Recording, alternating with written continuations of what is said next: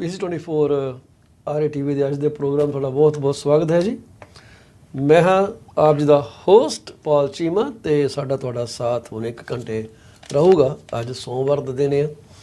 Immigration front ਦੇ ਉੱਤੇ ਬੜੀ ਵੱਡੀ ਖਬਰ ਆਈ ਹੈ ਜਿਹਦਾ ਬਹੁਤ ਸਾਰੇ ਲੋਕਾਂ ਨੂੰ ਸ਼ਾਇਦ ਪਹਿਲਾਂ ਹੀ ਪਤਾ ਹੋਣਾ। ਅਸੀਂ ਉਹਦੇ ਬਾਰੇ ਥੋੜ੍ਹਾ ਬਹੁਤਾ ਜ਼ਿਕਰ ਕਰਾਂਗੇ ਤੇ ਨਾਲ ਹੀ ਅਸੀਂ ਗੱਲ ਕਰਾਂਗੇ ਇਨਫਲੇਸ਼ਨ ਦੀ ਤੇ ਉਹਦੇ ਜਿਹੜੇ ਫਿਊਚਰ ਇਫੈਕਟ ਕੀ ਪੈ ਸਕਦੇ ਉਹਦੇ ਬਾਰੇ।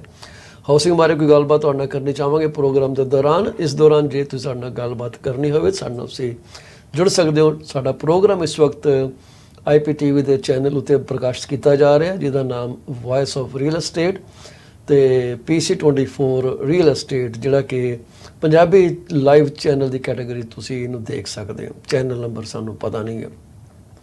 ਸਾਡਾ ਪ੍ਰੋਗਰਾਮ ਇਸ ਵਕਤ ਟਿਕਟੌਕ ਤੋਂ ਇਲਾਵਾ ਫੇਸਬੁੱਕ ਦੇ ਉੱਤੇ PC24 RETV ਗਰੁੱਪ ਦੇ ਉੱਤੇ ਤੇ ਨਾਲ ਹੀ ਸਾਡੀ ਪਰਸਨਲ ਟਾਈਮਲਾਈਨ ਉੱਤੇ ਉਸ ਤੋਂ ਇਲਾਵਾ ਇਹ ਜਿਹੜਾ ਪ੍ਰੋਗਰਾਮ ਹੈ ਲਿੰਕਡਇਨ ਦੇ ਉੱਤੇ X ਦੇ ਉੱਤੇ ਵੀ ਇਸ ਵਕਤ ਇੱਕੋ ਸਮੇਂ ਪ੍ਰਕਾਸ਼ਿਤ ਕੀਤਾ ਜਾ ਰਿਹਾ ਪਲੱਸ YouTube ਦੇ ਚੈਨਲ PC24 RETV ਉੱਤੇ। ਅਸੀਂ ਤੁਹਾਨੂੰ ਕਹਾਂਗੇ ਕਿ ਸਾਡੇ ਚੈਨਲ ਨੂੰ ਤੁਸੀਂ ਭਰਵਾਂ ਹੁੰਗਾਰਾ ਦਿਓ ਤੇ ਉਹਨੂੰ ਜਾ ਕੇ ਉਹ 'ਤੇ ਆਪਣਾ ਲਾਈਕ ਕਰੋ, ਸਬਸਕ੍ਰਾਈਬ ਕਰੋ ਅਤੇ ਸ਼ੇਅਰ ਕਰੋ ਆਪਣੇ ਦੋਸਤਾਂ ਮਿੱਤਰਾਂ ਨਾਲ। ਅਸੀਂ ਵਾਅਦਾ ਕਰਦੇ ਹਾਂ ਕਿ ਤੁਹਾਨੂੰ ਜਿਹੜੀ ਵੀ ਜਾਣਕਾਰੀ ਦੇਵਾਂਗੇ ਬਹੁਤ ਹੀ ਵਧੀਆ ਜਾਣਕਾਰੀ ਤੁਹਾਡੇ ਅੱਗੇ ਮੁਹੱਈਆ ਕਰਾਂਗੇ। ਪ੍ਰੋਗਰਾਮ ਦੇਖ ਰਹੇ ਸਾਰੇ ਦਰਸ਼ਕਾਂ ਨੂੰ ਸਾਡੇ ਵੱਲੋਂ ਬਹੁਤ ਬਹੁਤ ਸਤਿਕਾਰ ਜੀ, ਨਿੱਘਾ ਪਿਆਰ। ਤੇ ਜਿਨ੍ਹਾਂ ਸਾਡੇ ਦਰਸ਼ਕਾਂ ਦੇ ਅੱਜ ਜਨਮ ਦਿਨ ਮਨਾਏ ਜਾ ਰਹੇ ਆ, ਸਾਲਗਿਰਾ ਮਨਾਈ ਜਾ ਰਹੀ ਹੈ, ਜਿਨ੍ਹਾਂ ਦੇ ਘਰ ਨਵਜਨਮੇ ਸ਼ਿਸ਼ੂ ਦਾ ਆਗਮਨ ਹੋਇਆ, ਜਿਨ੍ਹਾਂ ਨੇ ਆਪਣੇ ਮਕਾਨ ਦੀ ਕਲੋਜ਼ਿੰਗ ਕਰਾ ਲਿੱਤੀ ਹੈ, ਉੱਥੇ ਪਹੁੰਚ ਗਏ ਨੇ ਆਪਣੇ ਮਕਾਨ ਦੇ ਵਿੱਚ, ਤੇ ਜਿਨ੍ਹਾਂ ਨੇ ਆਪਣੇ ਘਰ ਦੀ ਜਿਨ੍ਹਾਂ ਨੇ ਆਪਣੀ ਆਮਦਨ ਦੀ ਇੱਕ ਢੁਕਵੀਂ ਇੰਸ਼ੋਰੈਂਸ ਲੈ ਲਿੱਤੀ ਹੈ ਤਾਂ ਕਿ ਉਹਨਾਂ ਦੇ ਪਰਿਵਾਰ ਨੂੰ ਕਿਸੇ ਅਣਸੁਖਾਵੇਂ ਹਾਲਾਤ ਦੇ ਦੌਰਾਨ ਕੋਈ ਮਾੜੇ ਹਾਲਾਤਾਂ ਦਾ ਸਾਹਮਣਾ ਨਾ ਕਰਨਾ ਪਵੇ। ਤੁਹਾਨੂੰ ਲੱਖ ਲੱਖ ਮੁਬਾਰਕਬਾਦ ਅਸੀਂ ਦੇਣੀ ਚਾਹਾਂਗੇ। ਸਾਡੇ ਨਾਲ ਕਈ ਸਪਾਂਸਰ ਜੁੜਦੇ ਆ ਜਿਨ੍ਹਾਂ ਵਿੱਚੋਂ ਸਰਬਜੀਤ ਕੌਰ ਲੁੱਦੜ ਜਿਹੜੇ ਕਿ ਬਿਯੋਂਡ ਕੇਅਰ ਇੰਸ਼ੋਰੈਂਸ ਸੋਲਿਊਸ਼ਨ ਦੇ ਮਾਲਕ ਨੇ ਜੀ। ਤੁਸੀਂ ਕਿਸੇ ਤਰ੍ਹਾਂ ਦੀ ਕੋਈ ਇੰਸ਼ੋਰੈਂਸ ਪਾਲਿਸੀ ਲੈਣੀ ਹੋਏ, RRSP ਬਾਰੇ ਗੱਲਬਾਤ ਕਰਨੀ ਹੋਏ, ਉਹਨਾਂ ਨਾਲ ਤੁਸੀਂ ਗੱਲਬਾਤ ਕਰ ਸਕਦੇ ਹੋ। 416 879 3039 4168793039। ਉਸ ਤੋਂ ਇਲਾਵਾ ਅੰਮ੍ਰਿਤਪਾਲ ਸੂਰਾ ਸਾਹਿਬ ਨੇ ਜੀ, ਇਹ ਰੀਅਲ estate ਕਰਦੇ ਨੇ ਰੀਮੈਕਸ ਦੇ ਨਾਲ। ਇਹਨਾਂ ਨੂੰ ਤੁਸੀਂ ਮਿਲ ਸਕਦੇ ਹੋ। ਇਹ ਐਬਟਸਫੋਰਡ ਬ੍ਰਿਟਿਸ਼ ਕੋਲੰਬੀਆ ਵਿੱਚ ਪ੍ਰੈਕਟਿਸ ਕਰਦੇ ਹੈ। ਤੁਸੀਂ ਉੱਥੇ ਕੋਈ ਪ੍ਰੋਪਰਟੀ ਖਰੀਦਣੀ, ਮੈਨੇਜ ਕਰਨੀ ਜਾਂ ਰੈਂਟ ਕਰਨੀ ਹੋਏ ਜਾਂ ਪ੍ਰੀ ਕੰਸਟਰਕਸ਼ਨ ਦੇ ਵਿੱਚ ਹੱਥ ਪਾਉਣਾ ਹੋਏ ਤਾਂ ਇਹਨਾਂ ਨੂੰ ਤੁਸੀਂ 778 999 1531 ਤੇ ਕਾਲ ਕਰ ਸਕਦੇ ਹੋ। ਰੂਪਾਲੀ ਗੁਲਾਟੀ ਜੀ ਜਿਹੜੇ ਕਿ ਸਿਨਰਜੀ ਇਮੀਗ੍ਰੇਸ਼ਨ ਦੇ ਮਾਲਕ ਨੇ, ਜੋ ਕਿ 3465 platinum drive suit I212 Mississauga 'ਚ ਪਿਛਲੇ 23 ਸਾਲਾਂ ਤੋਂ ਇਹ ਸਥਾਪਿਤ ਨੇ ਜੀ। ਇਹਨਾਂ ਨੂੰ ਤੁਸੀਂ ਕਾਲ ਕਰਨੀ ਹੋਵੇ ਤਾਂ 4162680596। ਇਹ ਬੜੀ ਜਲਦੀ ਸਾਡੇ ਨਾਲ ਜੁੜਨਗੇ ਜੀ। ਇਹਨਾਂ ਦੇ ਪਰਿਵਾਰ ਨਾਲ ਕੋਈ ਦੁਰਘਟਨਾ ਹੋਈ ਹੈ, ਮਾੜੀ ਗੱਲ ਹੋਈ ਹੈ ਇਹਨਾਂ ਦੀ, ਜਿਸ ਕਰਕੇ ਇਹ ਕੁਝ ਦਿਨ ਸਾਡੇ ਨਾਲ ਨਹੀਂ ਜੁੜ ਸਕਦੇ। ਮਦਨ ਚੌਹਾਨ ਜੀ ਜਿਹੜੇ ਕਿ ਫਾਈਨੈਂਸ਼ੀਅਲ ਐਡਵਾਈਜ਼ਰ ਨੇ, 4166243210 ਤੇ ਇਹਨਾਂ ਨੂੰ ਸੰਪਰਕ ਕੀਤਾ ਜਾ ਸਕਦਾ। ਸੋ ਅਸੀਂ ਗੱਲ ਕਰਾਂਗੇ ਸਭ ਤੋਂ ਪਹਿਲਾਂ ਕਿ ਇਮੀਗ੍ਰੇਸ਼ਨ ਦੇ ਉੱਤੇ ਜੋ ਨਵੀਂ ਕਾਰਵਾਈ ਹੋ ਰਹੀ ਹੈ। ਉਹ ਕਹਿੰਦੇ ਆ ਕਿ ਲੋਕਾਂ ਦਾ ਪ੍ਰੈਸ਼ਰ ਜਿਹੜਾ ਇੰਨਾ ਕੁ ਪੈ ਗਿਆ ਸਰਕਾਰ ਉੱਤੇ ਕਿ ਸਰਕਾਰ ਨੂੰ ਹਾਰ ਕੇ ਇੱਕ ਕਦਮ ਚੱਕਣਾ ਪਿਆ। ਇੱਕ ਕੀ ਕਈ ਕਦਮ ਚੱਕਣੇ ਪਏ। ਪਿੱਛੇ ਜਿਹਦਾ ਇਹਨਾਂ ਨੇ ਜਿਹੜੇ ਨਵੇਂ ਸਟੂਡੈਂਟਸ ਹੈਗੇ ਆ ਉਹਨਾਂ ਵਾਸਤੇ ਕੋਈ ਲਿਮਿਟ ਇਨਕਰੀਜ਼ ਕਰ ਦਿੱਤੀ ਸੀ ਪੈਸੇ ਦੀ, 10 ਤੋਂ ਮੇਰੇ ਖਿਆਲ 22-23 ਡਾਲਰ ਕੀਤੀ ਸੀਗੀ। ਸਾਡੇ ਨਾਲ ਜਿਹੜੇ ਪਹਿਲਾਂ ਇਮੀਗ੍ਰੇਸ਼ਨ ਵਾਲੇ ਜੁੜਦੇ ਸੀ ਉਹ ਇਹਨਾਂ ਗੱਲਾਂ ਬਾਰੇ ਜਾਣਕਾਰੀ ਦਿਆ ਕਰਦੇ ਸੀਗੇ। ਸੋ ਹੁਣ ਇਹਨਾਂ ਨੇ ਇੱਕ ਰਿਸਟ੍ਰਿਕਸ਼ਨ ਲਾ ਦਿੱਤੀ ਹੈ ਕਿ ਕਿੰਨੇ ਕੁ ਵੀਜ਼ੇ ਇਹ ਜਾਰੀ ਕਰਨਗੇ ਇਸ ਸਾਲ ਤੇ ਅਗਲੇ ਸਾਲ। ਫਿਲਹਾਲ ਤੇ ਉਹਨਾਂ ਨੇ ਇਸ ਸਾਲ ਦੇ ਉੱਤੇ ਤਕਰੀਬਨ 35% ਕੈਪ ਰੇਟ ਲਗਾ ਦਿੱਤੀ ਹੈ। ਕਹਿੰਦੇ ਕਿ ਪਿਛਲੇ ਸਾਲ ਦੇ ਵਿੱਚ ਯਾਨੀ ਕਿ 2023 ਦੇ ਵਿੱਚ ਕੋਈ 5,60,000 ਵੀਜ਼ਾਜ਼ ਇਸ਼ੂ ਕੀਤੇ ਗਏ ਸੀ ਸਟੂਡੈਂਟਸ ਨੂੰ, ਤੇ ਹੁਣ ਉਹ ਘਟ ਕੇ ਜਿਹੜੇ ਸਟੱਡੀ ਪਰਮਿਟ ਹੈਗੇ ਆ 3,60,000 ਜਿਹੜਾ ਕਿ ਪਿਛਲੇ ਸਾਲ ਦਾ ਸਿਰਫ ਤੇ ਸਿਰਫ 35% ਹਿੱਸਾ ਦੱਸਿਆ ਜਾਂਦਾ ਹੁਣ ਇੰਪਲੀਮੈਂਟ ਹੋਏਗਾ। ਸੋ 3,60,000 5,60,000 ਤੋਂ ਸਿੱਧਾ ਥੱਲੇ ਆ ਕੇ 2 ਲੱਖ ਦਾ ਘਾਟਾ ਪੈ ਗਿਆ।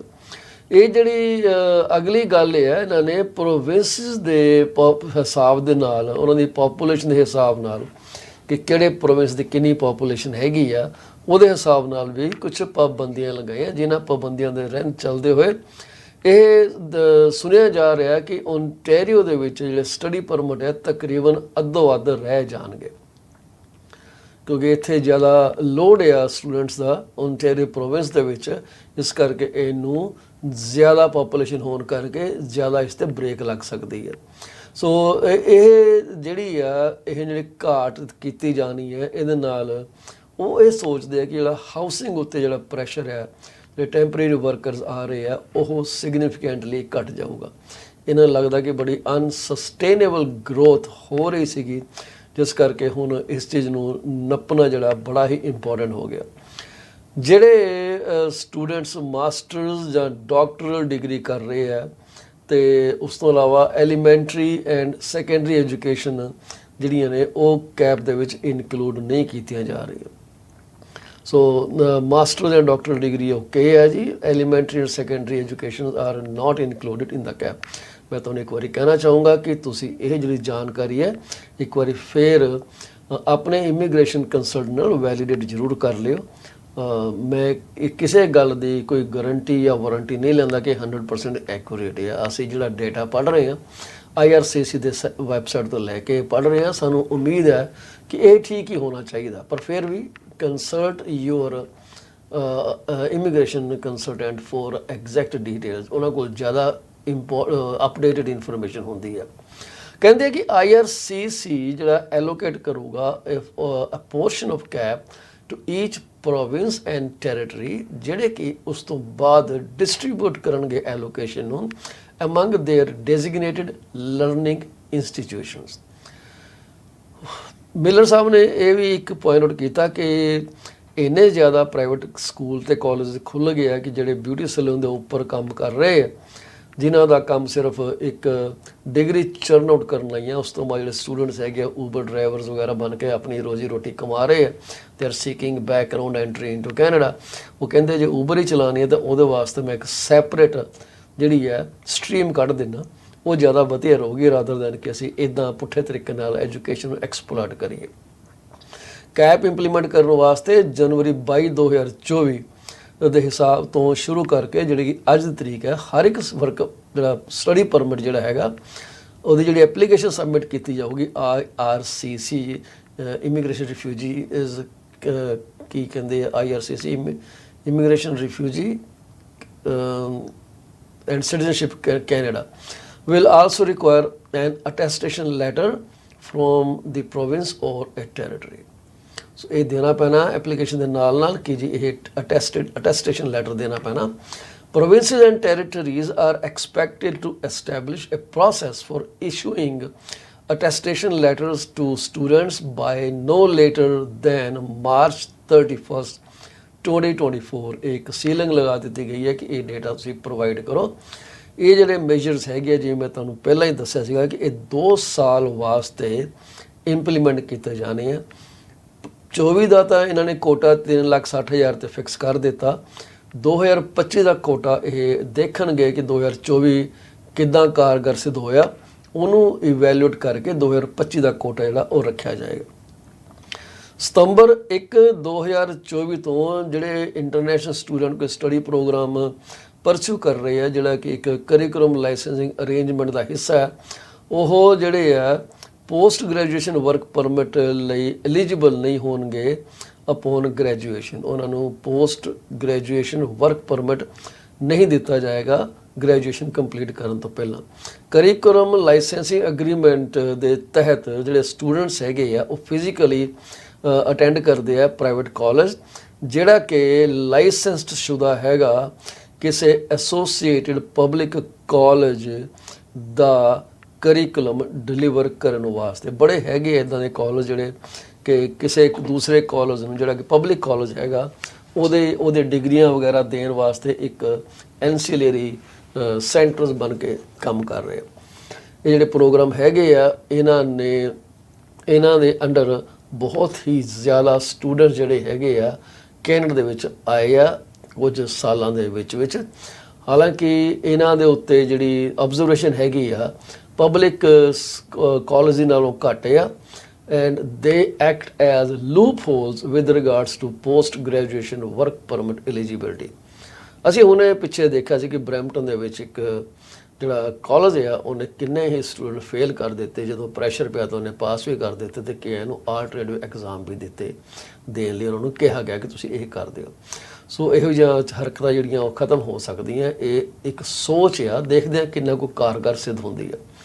ਮਾਸਟਰਸ ਜਿਹੜੇ graduates masters and other short graduate level programs ਜਿਹੜੇ ਆ ਉਹ will be eligible to apply for 3 year work permit. 3 ਸਾਲ ਦਾ ਵਰਕ ਪਰਮਿਟ ਜਿਹੜੇ ਗ੍ਰੈਜੂਏਸ਼ਨ ਮਾਸਟਰਸ ਗ੍ਰੈਜੂਏਸ਼ਨ ਕਰ ਰਹੇ ਆ ਜਾਂ ਹੋਰ ਸ਼ਾਰਟ ਗ੍ਰੈਜੂਏਟ ਲੈਵਲ ਪ੍ਰੋਗਰਾਮ ਹੈਗੇ ਆ, ਉਹ ਬੜੀ ਜਲਦੀ ਹੀ 3 ਸਾਲ ਦੇ ਵਰਕ ਪਰਮਿਟ ਨੂੰ ਅਪਲਾਈ ਕਰਨ ਲਈ ਐਲੀਜੀਬਲ ਹੋ ਜਾਣਗੇ। ਕਰੰਟ ਕ੍ਰਾਈਟੇਰੀਆ ਜਿਹੜਾ ਅੱਜ ਕੱਲ੍ਹ ਚੱਲ ਰਿਹਾ ਉਹਦੇ ਹਿਸਾਬ ਨਾਲ the length of a post-graduate work permit is based solely on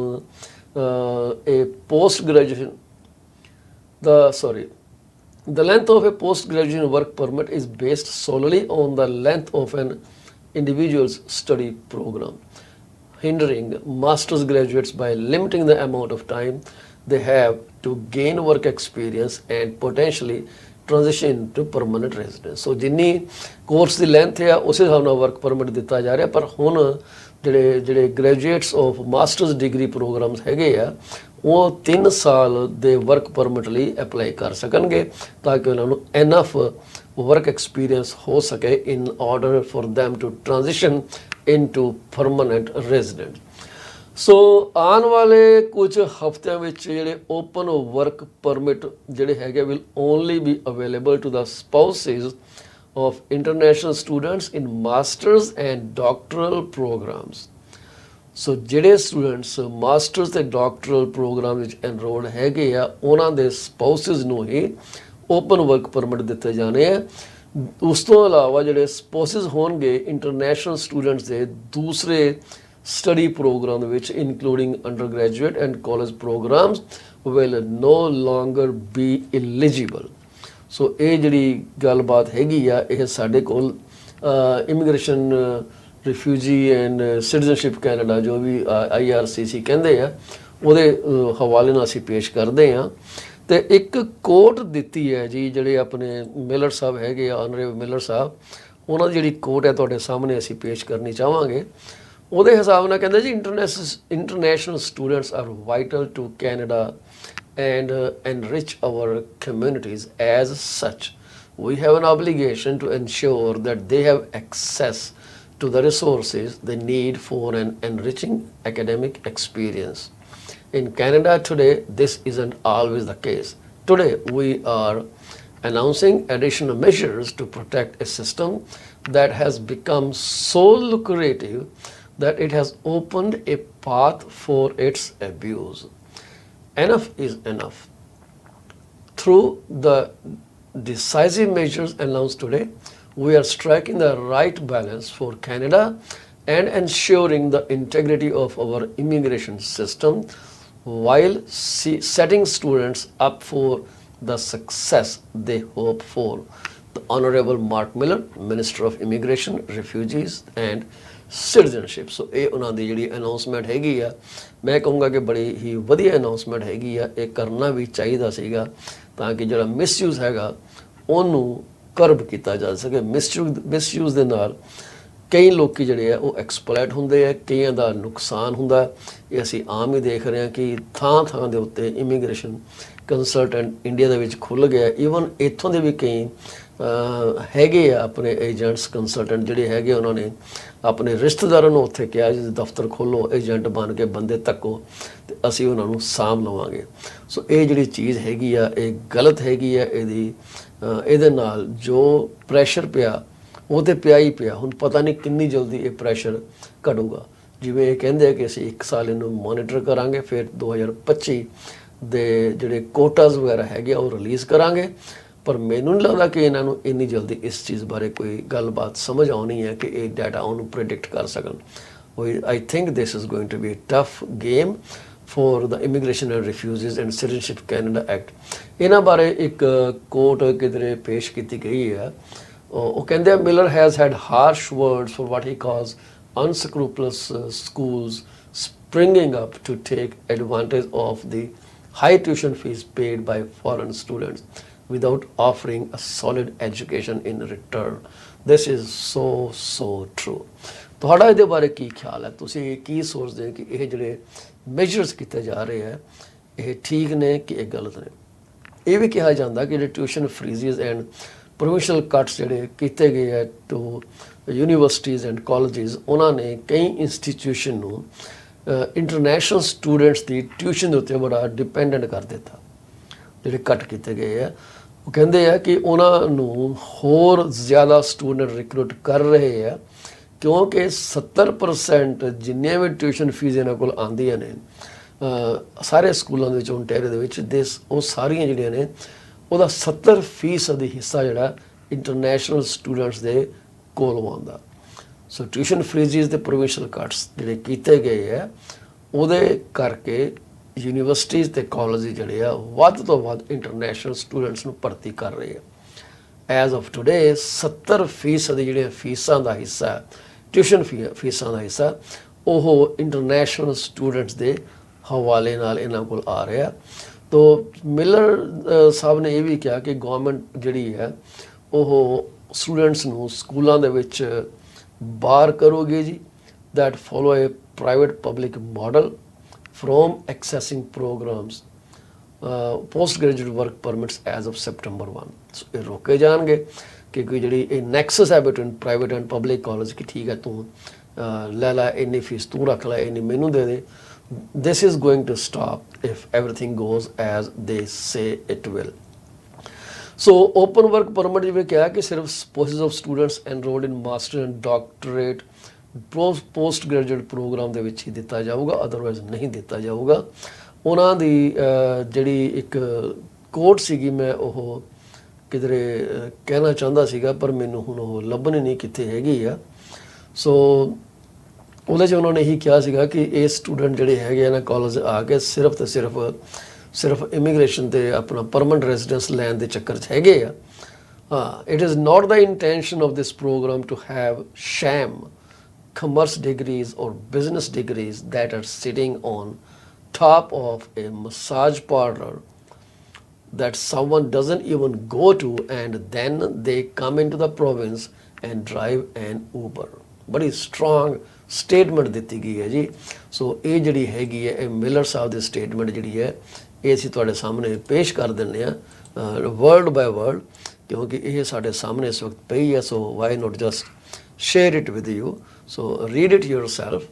So it is not the intention of this program to have sham commerce degrees or business degrees that are sitting on top of massage parlor that someone doesn't even go to and then they come into the province and drive an Uber. If you need a dedicated channel for Uber drivers in Canada, I can design that, but that isn't the intention of the international student program. So ਹੁਣ ਪੈਸੇ ਪੂਸੇ ਕਮਾ ਲਿਆ ਜੀ, ਹੁਣ ਇਹਨਾਂ ਨੂੰ ਲੱਗਦਾ ਕਿ ਇਹਨੂੰ ਰੋਕਣਾ ਚਾਹੀਦਾ। What do you think? What is your thought process about ਇਹ ਜਿਹੜਾ ਅਸੀਂ ਗੱਲ ਕੀਤੀ ਹੈ? ਕੀ ਤੁਹਾਨੂੰ ਲੱਗਦਾ ਕਿ ਇਹਦੇ ਨਾਲ ਜਿਹੜਾ ਹਾਊਸਿੰਗ ਦੇ ਉੱਤੇ ਪ੍ਰੈਸ਼ਰ ਹੈ ਉਹ ਘਟ ਜਾਊਗਾ ਕਿ ਮਕਾਨ ਹੋਰ ਅਫੋਰਡੇਬਲ ਹੋ ਜਾਣਗੇ ਇਹਨਾਂ ਗੱਲਾਂ ਦੇ ਨਾਲ? ਤੁਹਾਡੀ ਜਿਹੜੀ ਥਾਟ ਹੈਗੀ ਆ ਸਾਡੇ ਲਈ ਬੜੀ ਇੰਪੋਰਟੈਂਟ ਹੈਗੀ ਹੈ। So let's have a talk. ਤੁਸੀਂ ਦੱਸੋ ਕਿ ਕੀ ਕਰਨਾ, ਕਿੱਦਾਂ ਤੁਹਾਨੂੰ ਲੱਗਦਾ, ਕਿੱਦਾਂ ਨਹੀਂ ਲੱਗਦਾ। So we will talk about it. So anyways ਜੀ ਇਹ ਤਾਂ ਇੱਕ ਬੜੀ ਇੰਪੋਰਟੈਂਟ ਗੱਲ ਸੀ ਜਿਹੜੀ ਕਿ ਅਸੀਂ ਚਾਹੁੰਦੇ ਸੀ ਕਿ ਸਾਡੇ ਜਿਹੜੇ ਇਮੀਗ੍ਰੇਸ਼ਨ ਵਾਲੇ ਉਹ ਤੁਹਾਨੂੰ ਡਿਸਕਸ ਕਰਨ, ਬਟ ਅਨਫੋਰਚੂਨੇਟਲੀ ਸਾਡੇ ਕੋਲ ਇਸ ਵਕਤ ਉਹ ਹੈ ਨਹੀਂ ਗੇ, ਜਿਸ ਕਰਕੇ ਅਸੀਂ ਆਪਣੇ ਆਪ ਹੀ ਕੁਝ ਜਿਹੜਾ ਤੁਹਾਡਾ ਅੱਗੇ ਪੇਸ਼ ਕੀਤਾ। ਕੋਈ ਗਲਤੀ ਹੋਈ ਹੋਏ ਤਾਂ ਮਾਫੀ ਚਾਹੁੰਦੇ ਹਾਂ, ਪਰ ਇਹਨੂੰ ਡਾਟਾ ਨੂੰ ਜ਼ਰੂਰ ਵੈਲੀਡੇਟ ਕਰ ਲਿਓ। ਬਾਕੀ ਇਹ ਕਿਹਾ ਜਾ ਰਿਹਾ ਕਿ ਕਾਰ ਥੈਫਟ ਦਾ ਫੀਅਰ ਇੰਨਾ ਕੁ ਰੀਅਲ ਹੋ ਗਿਆ ਕਿ ਜਿਹੜੀ ਮਿਸਿਸਾਗਾ ਕਾਉਂਸਲ ਹੈਗੀ ਆ ਉਹ ਇਹ ਸੋਚ ਰਹੀ ਆ ਕਿ ਜਿਹੜੇ ਰੈਜ਼ੀਡੈਂਟਸ ਹੈਗੇ ਆ ਉਹਨਾਂ ਨੂੰ ਐਂਟੀ ਥੈਫਟ ਡਿਵਾਈਸਿਸ ਫ੍ਰੀ ਦੇ ਦਿੱਤੇ ਜਾਣ। ਹੁਣ ਐਂਟੀ ਥੈਫਟ ਡਿਵਾਈਸ ਦੇ ਵਿੱਚ ਤੁਸੀਂ ਇਹ ਨਾ ਸਮਝ ਲਿਓ ਕਿ ਤੁਹਾਨੂੰ ਹਾਈ ਕੁਆਲਿਟੀ ਗੈਜਟਸ ਮਿਲਣੇ ਆ ਜਾਂ ਸਟੀਅਰਿੰਗ ਲੌਕਸ ਮਿਲਣੇ ਆ। All they are planning to give to you is those Faraday bags. Faraday bags ਇੱਕ ਇਹੋ ਜਿਹੀ ਚੀਜ਼ ਆ ਕਿ ਜੇ ਤੁਸੀਂ ਉਹਦੇ ਚਾਬੀਆਂ ਰੱਖਦੇ ਹੋ ਤਾਂ ਉਹ ਜਿਹੜਾ ਡੇਟਾ ਨੂੰ ਕਮਿਊਨੀਕੇਟ ਨਹੀਂ ਕਰਦੇ, ਸਿਗਨਲ ਜਿਹੜਾ ਕਮਿਊਨੀਕੇਟ ਨਹੀਂ ਹੁੰਦਾ ਕਾਰ ਦੇ ਨਾਲ। ਜਿਹੜੇ ਉਹ ਲਗਾਉਂਦੇ ਨਾ ਉਹ ਸਕੈਨਰ ਜੇ ਤੁਹਾਡੀ ਕਾਰ ਦੇ ਸਿਗਨਲ ਚੋਰੀ ਕਰਨ ਲਈ, ਉਹ ਨਹੀਂ ਹੋ ਸਕਦਾ। ਇਹ ਈਵਨ ਜੇ ਤੁਸੀਂ ਕਹਿੰਦੇ ਆ ਕਿ ਐਲੂਮੀਨੀਅਮ ਫਾਇਲ ਦੇ ਵਿੱਚ ਜਾਂ ਕਿਸੇ ਟਿਨ ਕੈਨ ਦੇ ਵਿੱਚ ਵੀ ਆਪਣੀਆਂ ਚਾਬੀਆਂ ਰੱਖ ਦੇਵੋ ਤਾਂ ਉਹਦੇ ਵਿੱਚ ਵੀ ਇਹ ਸਿਗਨਲ ਟਰਾਂਸਮਿਟ ਨਹੀਂ ਹੁੰਦਾ, ਕਾਰ ਦੇ ਵਿੱਚ ਚੋਰੀ ਨਹੀਂ ਕੀਤਾ ਜਾ ਸਕਦਾ। ਇਸ ਤੋਂ ਇਲਾਵਾ ਕੁਝ ਕਾਰਾਂ ਦੇ ਜਿਹੜੇ ਰਿਮੋਟਸ ਹੈਗੇ ਆ ਉਹਨਾਂ ਦੇ ਵਿੱਚ ਕੋਈ ਸੀਕੁਐਂਸ ਹੈਗੀ ਆ, ਜਿਹੜੇ ਤੁਸੀਂ ਜੇ ਉਹਨੂੰ ਕਲਿੱਕ ਕਰਦੇ ਹੋ ਲੈਕਸਸ RX 350 ਦੇ ਵਿੱਚ ਤੁਸੀਂ ਲੌਕ ਬਟਨ ਤੋਂ ਬਾਅਦ ਥੱਲੇ ਅਨਲੌਕ ਨੂੰ 2 ਵਾਰੀ ਕਲਿੱਕ ਕਰਦੇ ਹੋ ਤਾਂ it disconnects its signal communication with the vehicle, ਤੇ ਤਾਂ ਕਿ ਉਹ ਸਿਗਨਲ ਚੋਰੀ ਨਹੀਂ ਹੋ ਸਕਦਾ। ਸੋ ਇਹ ਕੁਝ ਮੈਜਰਸ ਹੈਗੇ ਆ ਜਿਹੜੇ ਲਗਾਏ ਗਏ ਆ। But do you think this is going to stop thieves from stealing the car? ਮੇਰੀ ਜਦੋਂ ਦੂਸਰੀ ਲੈਕਸਸ ਚੋਰੀ ਹੋਈ ਸੀਗੀ ਤੇ ਉਦੋਂ ਤੇ ਮੇਰੀਆਂ ਚਾਬੀਆਂ ਵੈਸੇ ਹੀ ਫੈਰਾਡੇ ਬਾਕਸ 'ਚ ਪਈਆਂ ਸੀਗੀਆਂ। ਸੋ no way they could steal the signal but they pried open the door. ਇਹ ਹੈ ਕਿ ਥੋੜ੍ਹਾ ਜਿਹਾ ਇਹਨਾਂ ਨੂੰ ਜਿਹੜਾ ਜ਼ੋਰ ਲਾਉਣਾ ਪਊਗਾ। It took the more than 1.5 hour to steal my car without the signal, ਜਦ ਕਿ ਸਿਗਨਲ ਦੇ ਨਾਲ ਤੇ ਬੜੀ ਜਲਦੀ ਚੋਰੀ ਹੋ ਜਾਂਦੀ ਹੈ। ਪਰ ਉਸ ਤੋਂ ਇਲਾਵਾ ਅਸੀਂ ਇਹ ਵੀ ਦੇਖਿਆ ਕਿ ਇਹ ਲੋਕੀ ਜਿਹੜੇ ਆ ਆਪਣੀ ਐਂਟਰੀ ਨੂੰ ਤੁਹਾਡੇ ਮਕਾਨ 'ਚ ਫੋਰਸ ਕਰਕੇ, ਥ੍ਰੈਟ ਕਰਕੇ ਵੀ, ਵੈਪਨ ਦਿਖਾ ਕੇ ਤੁਹਾਡੇ ਕੋਲ ਚਾਬੀਆਂ ਚੁੱਪ ਕਰਕੇ ਲੈ ਕੇ ਜਾ ਰਹੇ। So city of Mississauga is planning to distribute free fob bags or Faraday bags. ਉਹ ਕਹਿੰਦੇ ਕਿ ਕਮਿਊਨਿਟੀ ਸੈਂਟਰ ਦੇ ਰੱਖ ਦਿੱਤੇ ਜਾਣਗੇ ਅਤੇ ਉੱਥੋਂ ਜਾ ਕੇ ਤੁਸੀਂ ਆਪਣਾ ਉਹਨਾਂ ਕੋਲ ਜਾ ਕੇ ਤੁਸੀਂ ਲੈ ਸਕਦੇ ਹੋ ਫੋਰ ਫ੍ਰੀ। ਅਤੇ ਪੀਲ ਪੁਲਿਸ ਨੇ ਰਿਕਮੈਂਡ ਕੀਤਾ ਕਿ ਜਿਹੜੇ ਬੈਗਸ ਹੈਗੇ ਆ ਇਹ ਜਿਹੜੇ ਆ ਇਹ ਚੰਗਾ ਇੱਕ ਜ਼ਰੀਆ ਹੋ ਸਕਦੇ ਆ ਕਾਰ ਥੈਫਟਸ ਨੂੰ ਡਿਸਕਰੇਜ ਕਰਨ ਲਈ। ਇਹ $10 ਤੋਂ $25 ਦੇ ਮਿਲਦੇ ਆ ਜੀ। ਹਾਲਾਂਕਿ ਜਿਹੜੇ ਐਡਵਾਂਸ ਵਰਜ਼ਨ ਹੈਗੇ ਆ $50 ਦੇ ਵੀ ਹੋ ਸਕਦੇ ਆ। ਪਰ ਕਹਿੰਦੇ ਆ ਕਿ ਚਾਬੀਆਂ ਅਤੇ ਤਾਲੇ ਤਾਂ ਸ਼ਰੀਫ ਲੋਕਾਂ ਲਈ ਹੁੰਦੇ ਆ, ਹਕੀਕਤ ਦੇ ਵਿੱਚ ਤੇ ਚੋਰਾਂ ਲਈ ਕੁਛ ਵੀ ਅਸੰਭਵ ਨਹੀਂ ਗਾ। ਉਹ ਤਾਂ ਜੋ ਉਹਨਾਂ ਨੇ ਕਰਨਾ ਸੋ ਕਰਨਾ ਹੀ ਕਰਨਾ। ਪਿਛਲੇ ਫੈਬਰਵਰੀ ਦੇ ਵਿੱਚ ਪਿਛਲੇ ਸਾਲ ਬਰੈਂਪਟਨ ਕੌਂਸਲ ਨੇ ਵੀ ਇਹ ਪਾਇਲਟ ਪ੍ਰੋਜੈਕਟ ਅਪਰੂਵ ਕੀਤਾ ਸੀਗਾ to distribute Faraday bags and educational material to residents in 5 areas across the city. So ਹੁਣ ਜਿਹੜੀ ਹੈ ਮਿਸੀਸਾਗਾ ਦੇ ਵਿੱਚ ਵੀ ਇਹਨੂੰ ਕਿਹਾ ਜਾ ਰਿਹਾ, ਕਹਿੰਦੇ ਜੀ ਨਵੰਬਰ 30, 2023 ਤੱਕ ਕੋਈ 7,507 ਗੱਡੀਆਂ ਜਿਹੜੀਆਂ ਨੇ ਉਹ ਚੋਰੀ ਕੀਤੀਆਂ ਗਈਆਂ ਮਿਸੀਸਾਗਾ ਦੇ ਵਿੱਚ ਤੇ ਬਰੈਂਪਟਨ ਦੇ ਵਿੱਚ। ਪਿਛਲੇ 2019 ਦੇ ਵਿੱਚ ਇਹ ਸਿਰਫ ਤੇ ਸਿਰਫ 3062 ਸੀਗੀਆਂ। ਇਹ ਜਿਹੜਾ ਪੀਲ ਰੀਜਨਲ ਪੁਲਿਸ ਦਾ ਡੇਟਾ ਜੀ, ਉਹਦੇ ਹਿਸਾਬ ਨਾਲ ਇਹ ਗੱਲ ਕੀਤੀ ਜਾ ਰਹੀ ਹੈ। 11 ਮਹੀਨਿਆਂ ਦੇ ਵਿੱਚ 2023 ਦੇ ਜਿਹੜੀਆਂ ਰਿਪੋਰਟਡ ਥੈਫਟ ਨੇ ਉਹ ਆਲਰੇਡੀ 1000 ਜ਼ਿਆਦਾ ਸੀਗੀਆਂ by Peel police in all of 2022।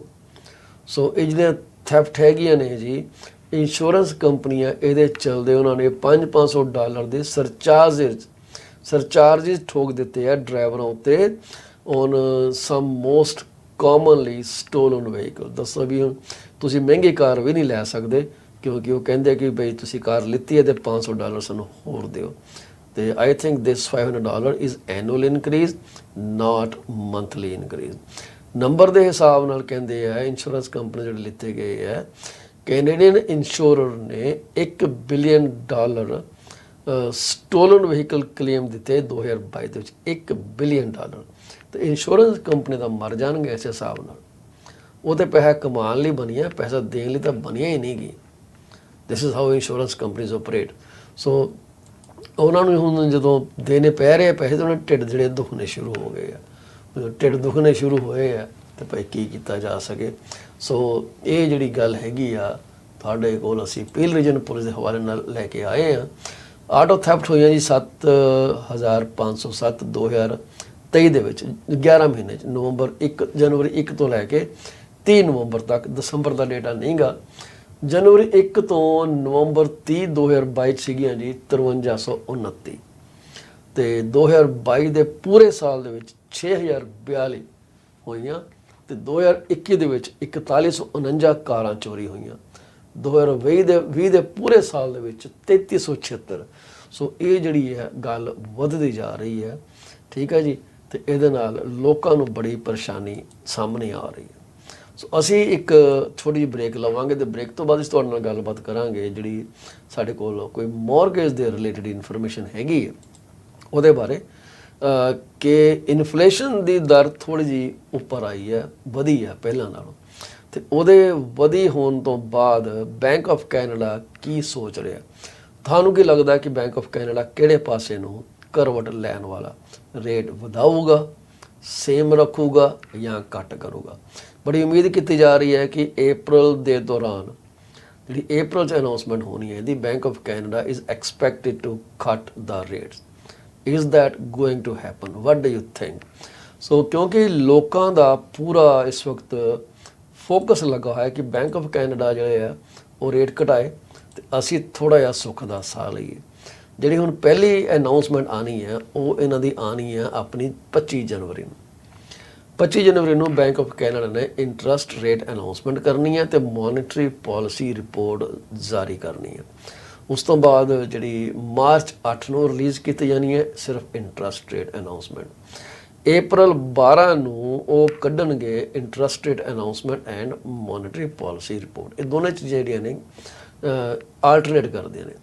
ਇੱਕ ਵਾਰੀ ਤਾਂ ਸਿਰਫ ਇੰਟਰਸਟ ਰੇਟ ਅਨਾਊਂਸਮੈਂਟ ਹੁੰਦੀ ਹੈ, ਦੂਜੇ ਵਾਰੀ ਮੋਨਿਟਰੀ ਪਾਲਿਸੀ ਵੀ ਨਾਲ ਕੀਤੀ ਜਾਂਦੀ ਹੈ, ਜਿਹੜੀ ਟਰੈਕ ਤੇ ਰੱਖਦੇ ਹੈ ਕਿ ਜੋ ਮੋਨਿਟਰੀ ਪਾਲਿਸੀਸ ਐਸਟੈਬਲਿਸ਼ ਕੀਤਾ ਗਿਆ ਸੀਗਾ ਉਹ ਹੋ ਵੀ ਰਿਹਾ ਕਿ ਨਹੀਂ ਹੋ ਰਿਹਾ।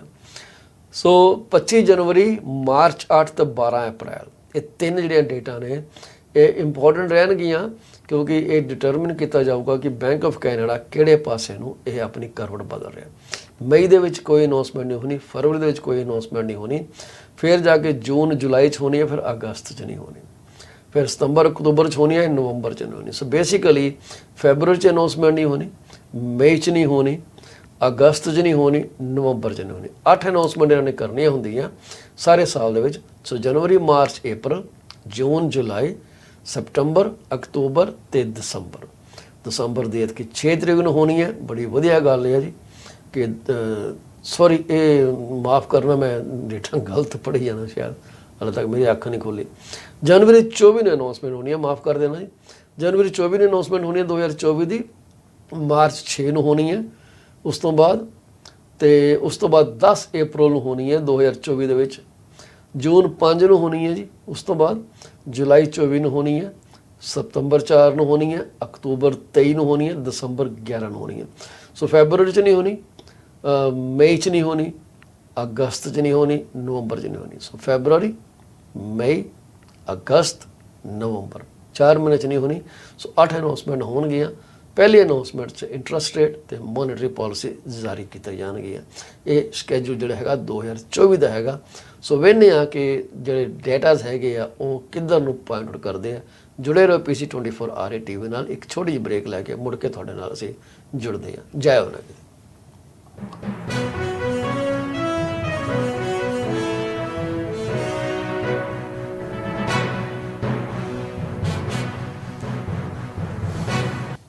Are you thinking of selling your home? You are covered. From my experience of 14 plus years in the real estate industry, this is what I have come to know. There are 3 major concerns that any home seller would want their realtor to answer. Number 1, how much is their home worth? Number 2, how long will it take to sell their house? And number 3, what will the agent do to make it sell? I have answers to all these questions.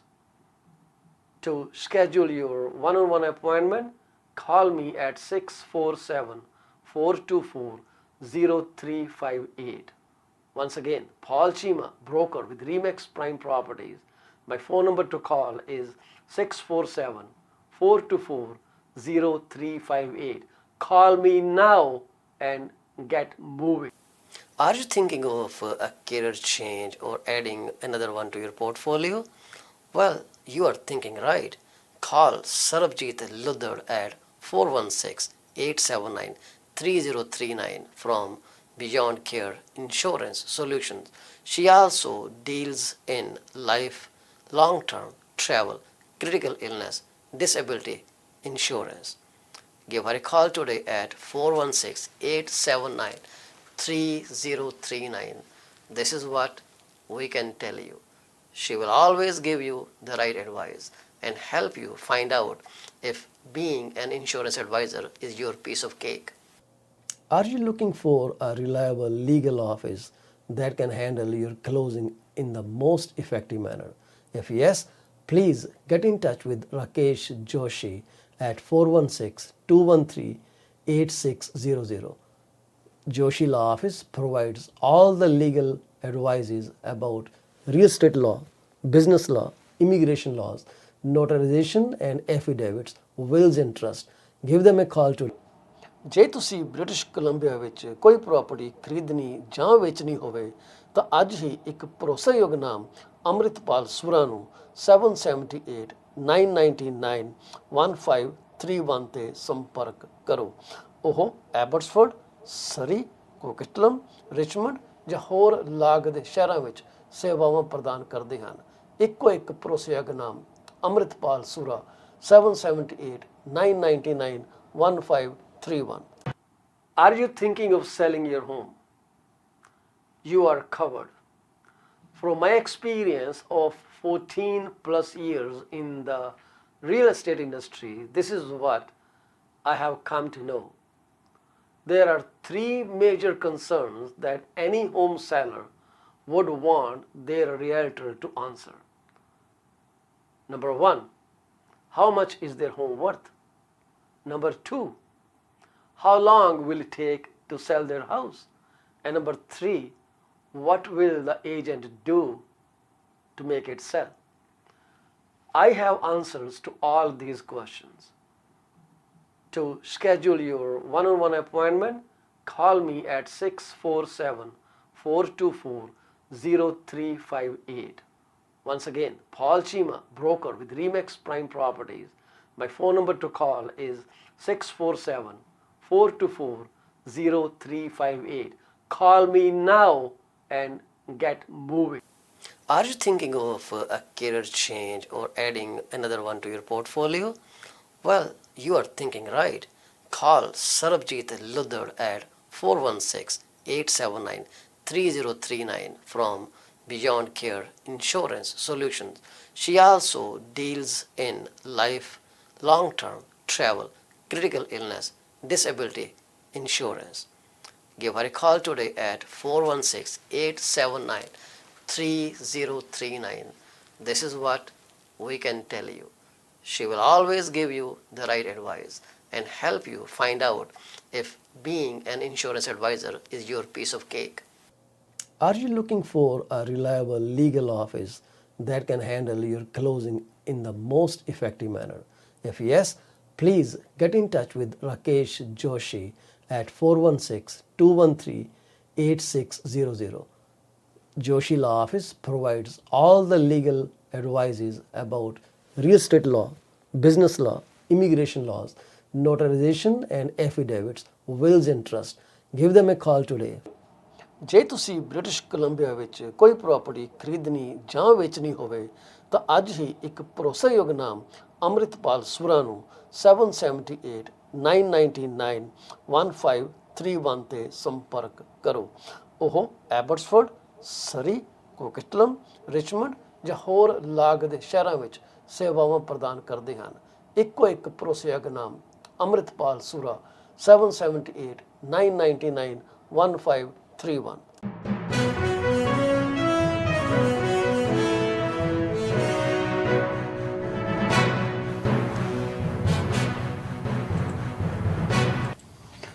PC24RETV ਤੁਹਾਡਾ ਮੁੜ ਤੋਂ ਸਵਾਗਤ ਹੈ ਜੀ। ਅਸੀਂ ਤੁਹਾਡੇ ਨਾਲ ਗੱਲ ਕਰਾਂਗੇ ਕੁਝ ਮੌਰਗੇਜ ਦੀ ਜਿਹੜੀ ਸਾਡੇ ਕੋਲ ਜਾਣਕਾਰੀ ਹੈਗੀ ਉਹਦੇ ਬਾਰੇ, ਪਰ ਉਸ ਤੋਂ ਪਹਿਲਾਂ ਅਸੀਂ ਹਮੇਸ਼ਾ ਤੁਹਾਡੇ ਨਾਲ ਇੱਕ ਛੋਟੀ ਜਿਹੀ ਜਾਣਕਾਰੀ ਸਾਂਝੀ ਕਰਨੀ ਚਾਹਾਂਗੇ ਜਿਹੜੀ ਕਿ ਅੱਜ ਦਾ ਜਿਹੜਾ ਡੇਟਾ ਹੈਗਾ ਕੀ ਕਹਿੰਦਾ। ਸਿਸਟਮ ਕੀ ਬੋਲਦਾ ਅੱਜ ਬੇਸਿਕਲੀ, ਤੇ ਉਹਦੇ ਹਿਸਾਬ ਨਾਲ ਜਿਹੜੀ ਸਾਡੇ ਕੋਲ ਜਾਣਕਾਰੀ ਹੈਗੀ ਆ ਉਹਦੀ ਅਸੀਂ ਤੁਹਾਡੇ ਸਾਹਮਣੇ ਸਕਰੀਨ ਦੇ ਉੱਤੇ ਇਨਫੋਰਮੇਸ਼ਨ ਲੋਡ ਕਰ ਦਿੱਤੀ ਹੈ।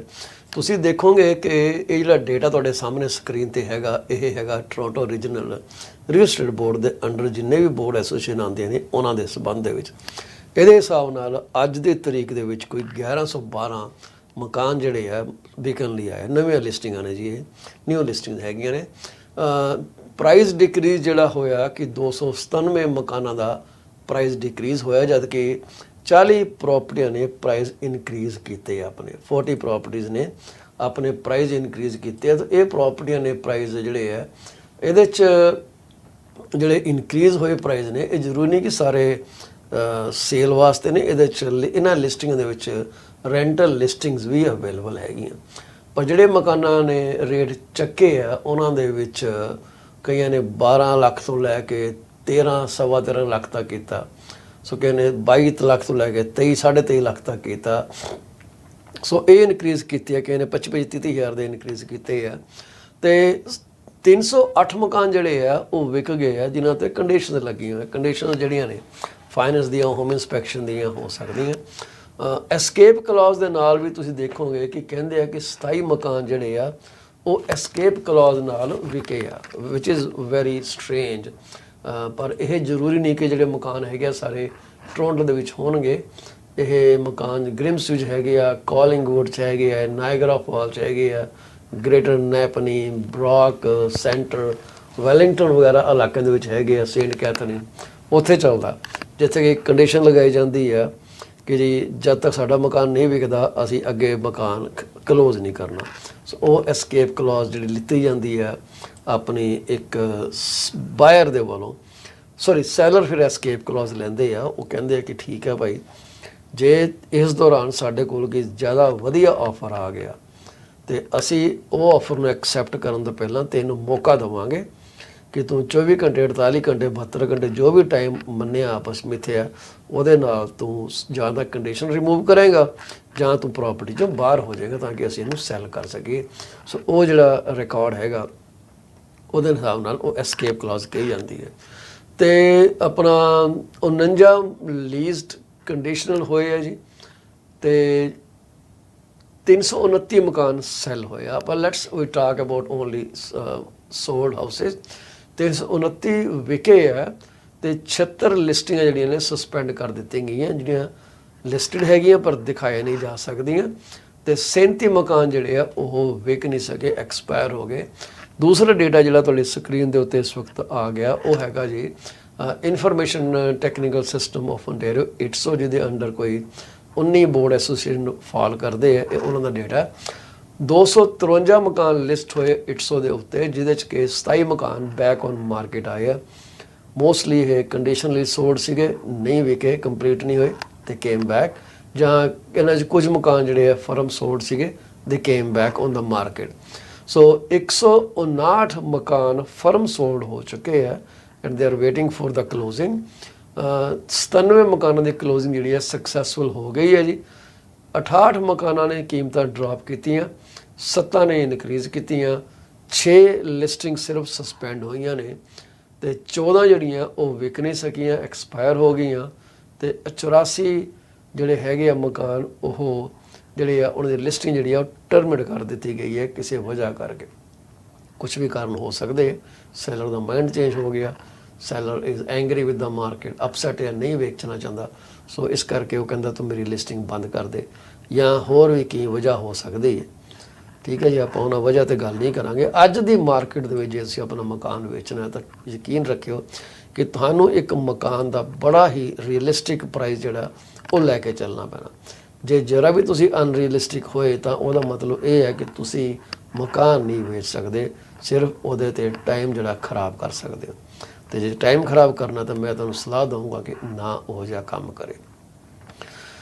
ਐਨੀਵੇਜ਼ ਜੀ, ਜਿਹੜੀ ਕੈਨੇਡੀਅਨ ਮੌਰਗੇਜ ਟ੍ਰੈਂਡਸ ਦੇ ਹਵਾਲੇ ਨਾਲ ਸਾਡੇ ਕੋਲ ਰਿਪੋਰਟ ਆਈ ਆ, ਉਹ ਕਹਿੰਦੇ ਕਿ ਜਿਹੜੀ ਇਨਫਲੇਸ਼ਨ ਹੈਗੀ ਆ ਉਹ ਹੋ ਸਕਦਾ ਕਿ ਜਿਹੜੀ ਬੈਂਕ ਆਫ ਕੈਨੇਡਾ ਜਿਹੜਾ ਰੇਟ ਕੱਟ ਕਰਨ ਲੱਗਾ ਸੀਗਾ ਉਹਨੂੰ ਪੁਸ਼ ਕਰ ਦੇ ਫਰੋਮ April to June। ਮਤਲਬ April ਦੇ ਸਟੇਟਮੈਂਟ 'ਚ ਨਾ ਕਰੇ, ਅਨਾਊਂਸਮੈਂਟ 'ਚ ਨਾ ਕਰੇ, ਜੂਨ ਦੀ ਸਟੇਟਮੈਂਟ 'ਚ ਕਰੇ। ਤੁਹਾਨੂੰ ਮੈਂ ਦੱਸਿਆ ਸੁਣੇ ਕਿ ਫੈਬਰਵਰੀ ਦੇ ਵਿੱਚ ਅਨਾਉਂਸਮੈਂਟ ਨਹੀਂ ਹੋਣੀ, ਅਗਸਤ 'ਚ ਨਹੀਂ ਹੋਣੀ, ਅਤੇ ਉਸ ਤੋਂ ਬਾਅਦ ਦਸੰਬਰ 'ਚ, ਨਵੰਬਰ 'ਚ ਨਹੀਂ ਹੋਣੀ। Let me check those announcement dates ones again. ਹਾਂਜੀ, ਅਤੇ ਜਿਹੜੀ ਹੈ ਫੈਬਰਵਰੀ 'ਚ ਅਨਾਉਂਸਮੈਂਟ ਨਹੀਂ ਹੋਣੀ, ਮਈ 'ਚ ਨਹੀਂ, ਫੈਬਰਵਰੀ, ਮਈ, ਅਗਸਤ ਅਤੇ ਨਵੰਬਰ 4 ਮਹੀਨੇ 'ਚ ਨਹੀਂ ਹੋਣੀ। ਸੋ April ਮਤਲਬ ਇਹਦਾ ਮਤਲਬ ਇਹ ਹੋਗਾ ਕਿ ਜੇ ਜੂਨ 'ਚ ਪੁਸ਼ ਕੀਤੀ ਜਾਂਦੀ ਆ ਅਤੇ ਅਸੀਂ ਆਲਰੇਡੀ ਹਾਫ ਈਅਰ ਦੇ ਵਿੱਚ ਚਲੇ ਗਏ। ਉਹਨਾਂ ਸਾਰੇ ਹੋਮ ਸੈਲਰਸ ਨੂੰ ਮੈਂ ਕਹਿਣਾ ਚਾਹੂੰਗਾ ਜਿਹੜੇ ਸੋਚਦੇ ਆ ਕਿ ਰੇਟ ਡਿੱਗਣ ਤੋਂ ਬਾਅਦ ਬਹੁਤ ਜ਼ਿਆਦਾ ਕੀਮਤਾਂ ਵੱਧ ਜਾਣਗੀਆਂ। ਤੁਹਾਨੂੰ ਯਾਦ ਹੋਣਾ ਕਿ ਪਿੱਛੇ ਜੇ ਗੱਲ ਹੋਈ ਸੀਗੀ ਕਿ ਬੇਸ਼ੱਕ ਰੇਟ ਘੱਟ ਕੀਤੇ ਜਾਣ, ਪਰ ਜਿਹੜੀਆਂ ਮੌਰਗੇਜ ਦੀ ਲੋਡਸ ਹੈਗੇ ਆ ਉਹ ਵੱਧਦੇ ਰਹਿਣੇ ਆ ਫਿਲਹਾਲ। then mortgages can go up $400-500. So today is the best time to sell your property. The more you wait, the more you may lose. ਉਹ lose ਜ਼ਰੂਰੀ ਨਹੀਂ ਕਿ ਮਕਾਨ ਦੀ ਕੀਮਤ ਡਿੱਗਣੀ ਹੈ, ਜਿਹੜੇ ਤੁਸੀਂ ਉਦੋਂ ਤੱਕ ਖਰਚੇ ਪੇ ਕਰਨੇ ਆ, ਡੈਮੇਜਸ ਪੇ ਕਰਨੇ ਆ ਮਕਾਨ ਦੇ ਉੱਤੇ। ਤੁਹਾਡਾ ਕੋਈ ਅੱਜ ਵੇਚ ਦਿੰਦੇ ਹੋ ਤਾਂ you are free from those obligation, ਨਹੀਂ ਵੇਚਦੇ ਤੁਸੀਂ ਮੌਰਗੇਜ ਪੇਮੈਂਟ ਕਰਦੇ ਹੋ, ਠੀਕ ਹੈ। ਉਸ ਤੋਂ ਇਲਾਵਾ ਜੇ ਤੁਹਾਡਾ ਮਕਾਨ ਰੈਂਟਡ ਹੈ ਤਾਂ ਜੋ ਵੀ ਡੈਮੇਜ ਹੋ ਗਿਆ ਉਹ ਵੀ ਤੁਹਾਡੇ ਸਾਹਮਣੇ ਹੀ ਆ, ਉਹਦਾ ਵੀ ਹਿਸਾਬ ਤਾਂ ਤੁਹਾਨੂੰ ਰੱਖਣਾ ਪੈਣਾ। ਮਕਾਨ ਚੰਗੇ ਰੇਟ 'ਤੇ ਵੇਚਣ ਲਈ ਮਕਾਨ ਦੀ ਚੰਗੀ ਸੂਰਤ ਹਾਲ ਵੀ ਹੋਣੀ ਬੜੀ ਜ਼ਰੂਰੀ ਹੈ। ਸੋ ਐਨੀਵੇ ਜਿਹੜੀ ਸਟਿੱਕੀ ਇਨਫਲੇਸ਼ਨ ਹੈਗੀ ਹੈ that may push back Bank of Canada rate cuts to at least June, ਜੁਲਾਈ ਨਹੀਂ ਜੀ ਜੂਨ। ਕਹਿੰਦੇ ਆ ਕਿ ਬਹੁਤ ਹੀ ਤਾਦਾਦ ਦੇ ਵਿੱਚ ਜਿਹੜੇ ਇਕੋਨਮਿਸਟ ਹੈਗੇ ਆ ਉਹਨਾਂ ਨੂੰ ਇਹ ਲੱਗ ਰਿਹਾ ਕਿ ਜਿਹੜਾ ਇਨਫਲੇਸ਼ਨ ਵਧੀ ਹੈ 3.4 ਤੇ ਚਲੀ ਗਈ ਹੈ, ਜਦ ਕਿ ਐਕਸਪੈਕਟਡ 3.1 ਸੀਗੀ ਆਸ-ਪਾਸ, ਅਤੇ ਉਹਦੇ ਕਰਕੇ ਬੈਂਕ ਆਫ ਕੈਨੇਡਾ ਜਿਹੜਾ ਉਹ ਰੇਟ ਕੱਟ ਨੂੰ ਡਿਲੇ ਕਰ ਸਕਦਾ ਜੂਨ ਦੇ ਮਹੀਨੇ ਤੱਕ, ਯਾਨੀ ਕਿ ਚੌਥੀ ਅਨਾਊਂਸਮੈਂਟ ਤੱਕ, ਜਿਹੜੀ ਕਿ ਸਿਰਫ ਤੇ ਸਿਰਫ ਇੰਟਰਸਟ ਰੇਟ ਅਨਾਊਂਸਮੈਂਟ ਹੋਣੀ ਹੈ। ਇੱਕ ਅੰਦਾਜ਼ਾ ਹੀ ਆ, ਠੀਕ ਹੈ ਜੀ, ਇੱਕ ਜਜਮੈਂਟ ਆ, ਬੈਸਟ ਜਜਮੈਂਟ ਆ based on their past experiences and their dealings with the Bank of Canada. ਜਿਹੜੀਆਂ ਮਾਰਕੀਟਸ ਨੇ ਗੀਆਂ ਉਹਨਾਂ ਨੇ ਇਹ ਪਿੱਛੇ ਜੇ ਅਨਾਊਂਸਮੈਂਟ ਜੀ ਕਰ ਦਿੱਤੀ ਸੀਗੀ ਕਿ ਜਿਹੜੇ ਕੱਟਸ ਹੈਗੇ ਆ ਮਾਰਚ ਦੇ ਵਿੱਚ ਜਾਂ April ਦੇ ਵਿੱਚ ਮੋਨਿਟਰੀ ਪਾਲਿਸੀ ਡਿਸੀਜਨ ਮੀਟਿੰਗ ਦੇ ਦੌਰਾਨ ਕੀਤੇ ਜਾਣੇ, ਕਿਉਂਕਿ ਆਲਰੇਡੀ ਜਿਹੜੀ ਹੈ ਜਿਹੜੀ ਇਕੋਨਮੀ ਆ ਉਹ ਡਾਊਨਵਰਡ ਟ੍ਰੈਜੈਕਟਰੀ 'ਤੇ ਜਾ ਰਹੀ ਹੈ।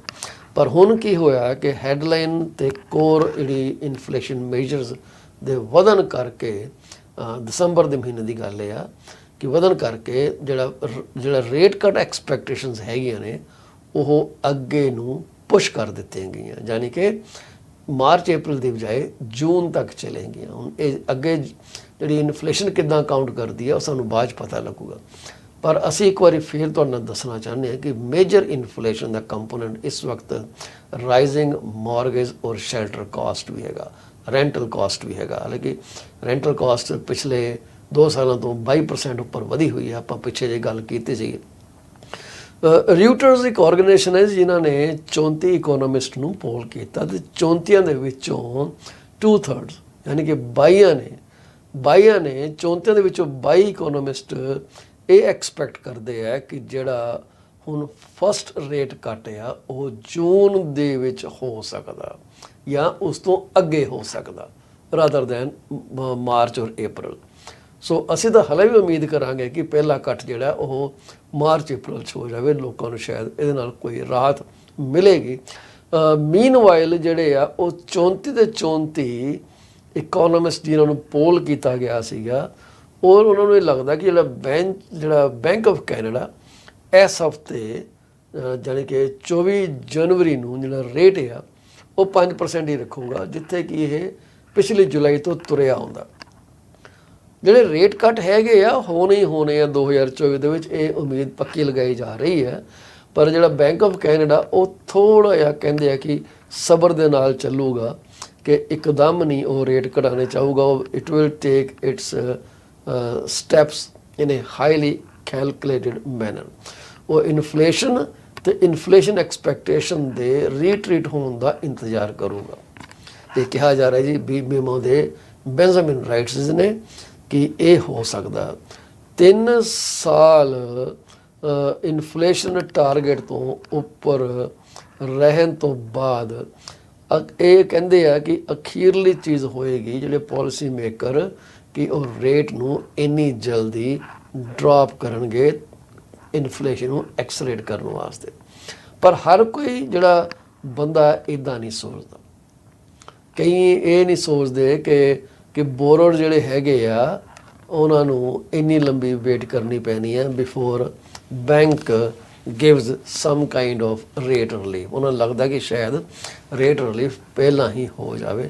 ਅੱਗੇ ਹੀ ਇਹਨੇ ਲੋਕਾਂ ਦੀ ਬੜੀ ਜਾਨ ਜਿਹੜੀ ਹੈ ਉਹ ਜ਼ੋਖਮ 'ਚ ਪਾਈ ਹੋਈ ਹੈ।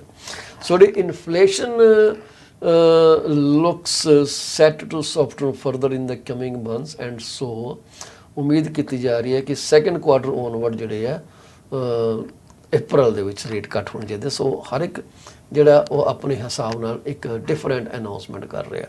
ਹੁਣ ਇਹਦਾ ਮਤਲਬ ਇਹ ਨਹੀਂ ਕਿ ਤੁਸੀਂ ਡਰ ਜਾਓ ਕਿ ਪਤਾ ਨਹੀਂ ਕੀ ਹੋ ਗਿਆ। ਹਰ ਇੱਕ ਇਕੋਨੋਮਿਸਟ ਇੱਕ ਡਿਫਰੈਂਟ ਸੈਟ ਆਫ ਵੇਰੀਏਬਲਸ ਲੈ ਕੇ ਗੱਲ ਕਰਦਾ। ਉਹ ਵੇਰੀਏਬਲ ਜਿਹੜੇ ਆ ਡਿਫਰੈਂਟ ਹੁੰਦੇ ਆ ਹਰ ਇੱਕ ਵਾਸਤੇ, ਅਤੇ ਉਹਦੇ ਵਜ੍ਹਾ ਨਾਲ ਹਰ ਇੱਕ ਇਕੋਨੋਮਿਸਟ ਦੀ ਆਪਣੀ ਅਨਾਉਂਸਮੈਂਟ ਹੁੰਦੀ ਹੈ। ਇੱਕ ਇਨਫਲੇਸ਼ਨ ਦੇ ਉੱਤੇ RBC ਕਹਿੰਦਾ ਕਿ ਜਿਹੜੀ ਇਨਫਲੇਸ਼ਨ ਜਿਹੜੀ ਹੈਗੀ ਆ, ਜਿਹੜੀ ਟ੍ਰੈਜੈਕਟਰੀ ਉਹਦੀ ਇਨਫਲੇਸ਼ਨ ਦੀ ਹੈਗੀ ਆ, ਜਿਸ ਪਾਥ 'ਤੇ ਜਾ ਰਿਹਾ ਇਜ਼ ਸਟਿਲ ਲੋਅਰ। ਹਾਲਾਂਕਿ ਬੈਂਕ ਆਫ ਕੈਨੇਡਾ ਦਾ ਪ੍ਰੈਫਰਡ ਕੋਰ ਮੇਜਰ ਜਿਹੜਾ ਉਹ ਬੜਾ ਖਤਰਨਾਕ ਦਿਖਾਈ ਦਿੱਤਾ ਜੀ, ਕਿ ਇਹਨਾਂ ਨੂੰ ਲੱਗਾ ਕਿ ਬਹੁਤ ਜ਼ਿਆਦਾ ਹੋ ਗਿਆ। ਪਰ ਜਿਹੜੀ the share of consumer price basket ਜਿਹੜੀ ਹੈਗੀ ਆ seeing high inflation over the last 3 months, ਉਹ ਸ਼ਰਿੰਕ ਕਰਦੀ ਜਾ ਰਹੀ ਹੈ, ਘਟਦੀ ਜਾ ਰਹੀ ਹੈ। ਅਤੇ ਜਿਹੜਾ ਇੱਕ disproportionate share of price growth overall is coming from surge in mortgage interest cost। ਤੇ ਰੇਟ ਕੱਟ ਕਰਦੇ ਆ ਤੇ ਇਨਫਲੇਸ਼ਨ ਤੇ ਆਪਣੇ ਆਪ ਥੱਲੇ ਆ ਜਾਂਦੀ ਹੈ। ਹੁਣ ਇਹ ਬੈਂਕ ਆਫ ਕੈਨੇਡਾ ਜਦ ਤੱਕ ਇਨਫਲੇਸ਼ਨ ਨੂੰ ਨੱਥ ਨਹੀਂ ਪਾਉਂਦਾ, ਰੇਟਾਂ ਨੂੰ ਨੱਥ ਨਹੀਂ ਪਾਉਂਦਾ, ਤੇ ਇਨਫਲੇਸ਼ਨ ਦੇ ਬਾਰੇ ਤਾਂ ਗੱਲ ਕਰਨੀ ਬੇਵਕੂਫੀ ਵਾਲੀ ਗੱਲ ਆ। ਤਾਂ ਮੇਰਾ ਖਿਆਲ ਹੈ ਕਿ ਜੇ ਬੈਂਕ ਆਫ ਕੈਨੇਡਾ ਰੇਟ ਘਟਾਉਣੇ ਸ਼ੁਰੂ ਕਰੇਗਾ ਤਾਂ ਇਨਫਲੇਸ਼ਨ ਵੀ ਹੌਲੀ ਹੌਲੀ ਘਟਣੀ ਚਾਹੀਦੀ ਹੈ। ਪਰ ਦੂਸਰੇ ਪਾਸੇ ਇੱਕ ਜਿਹੜੀ ਐਕਸਟਰਨਲ ਫੋਰਸਿਸ ਹੈਗੀਆਂ ਨੇ ਡਿਮਾਂਡ ਦੀਆਂ, ਉਹਨਾਂ ਨੇ ਪ੍ਰਾਈਜ਼ ਨੂੰ ਅਪ ਕਰਨਾ ਹੀ ਕਰਨਾ। ਸੋ ਇਹ ਗੱਲ ਇਹ ਹੈ ਕਿ ਬੱਕਰੇ ਦੀ ਮਾਂ ਕਦੋਂ ਤੱਕ ਖੈਰ ਮਨਾਏਗੀ। ਕੋਈ ਟਾਈਮ ਤਾਂ ਇਹੋ ਜਿਹਾ ਆਊਗਾ ਕਿ ਜਦੋਂ ਇਹਨਾਂ ਨੂੰ ਬ੍ਰੇਕ ਦੇਣੀ ਪੈਣੀ ਹੈ। ਠੀਕ ਹੈ ਨਾ ਜੀ। ਐਨ ਇਨਕਰੀਜ਼ਿੰਗਲੀ soft economic backdrop ਅੰਡਰਪਿੰਡ by ਸਲੋਇੰਗ consumer demand, declining per capita GDP and a higher unemployment offers good reasons to expect the broader downtrend in inflation readings to persist। ਸੋ ਜਿਹੜਾ ਟ੍ਰੈਂਡ ਹੈ ਕਿ ਕਹਿੰਦੇ ਇਹ ਲੰਬੇ ਸਮੇਂ ਤੱਕ ਜਾਰੀ ਰਹਿ ਸਕਦਾ। ਬੈਂਕ ਆਫ ਕੈਨੇਡਾ ਨੂੰ ਰੇਟ ਕੱਟ ਕਰ ਦੇਣੇ ਚਾਹੀਦੇ। ਬੀਮੋ ਦੇ ਹਿਸਾਬ ਨਾਲ ਗੱਲ ਕਰੀਏ ਤਾਂ ਕਹਿੰਦਾ ਕਿ ਕੋਈ ਇਸ ਚੀਜ਼ ਦੀ ਡਿਨਾਇਲ ਨਹੀਂ ਗਾ ਕਿ ਇਨਫਲੇਸ਼ਨ ਨੂੰ ਥੱਲੇ ਲੈ ਕੇ ਆਉਣ 'ਚ ਬੜੀ ਪ੍ਰੋਗਰੈਸ ਕੀਤੀ ਹੈ, ਪਰ ਹਾਲੇ ਵੀ ਲੱਗਦਾ ਕਿ ਇਹਨੂੰ 2% ਤੱਕ ਲੈ ਕੇ ਆਉਣ ਲਈ ਬਹੁਤ ਜ਼ਿਆਦਾ ਕੰਮ ਕਰਨੇ ਬਾਕੀ ਹੈਗੇ ਆ।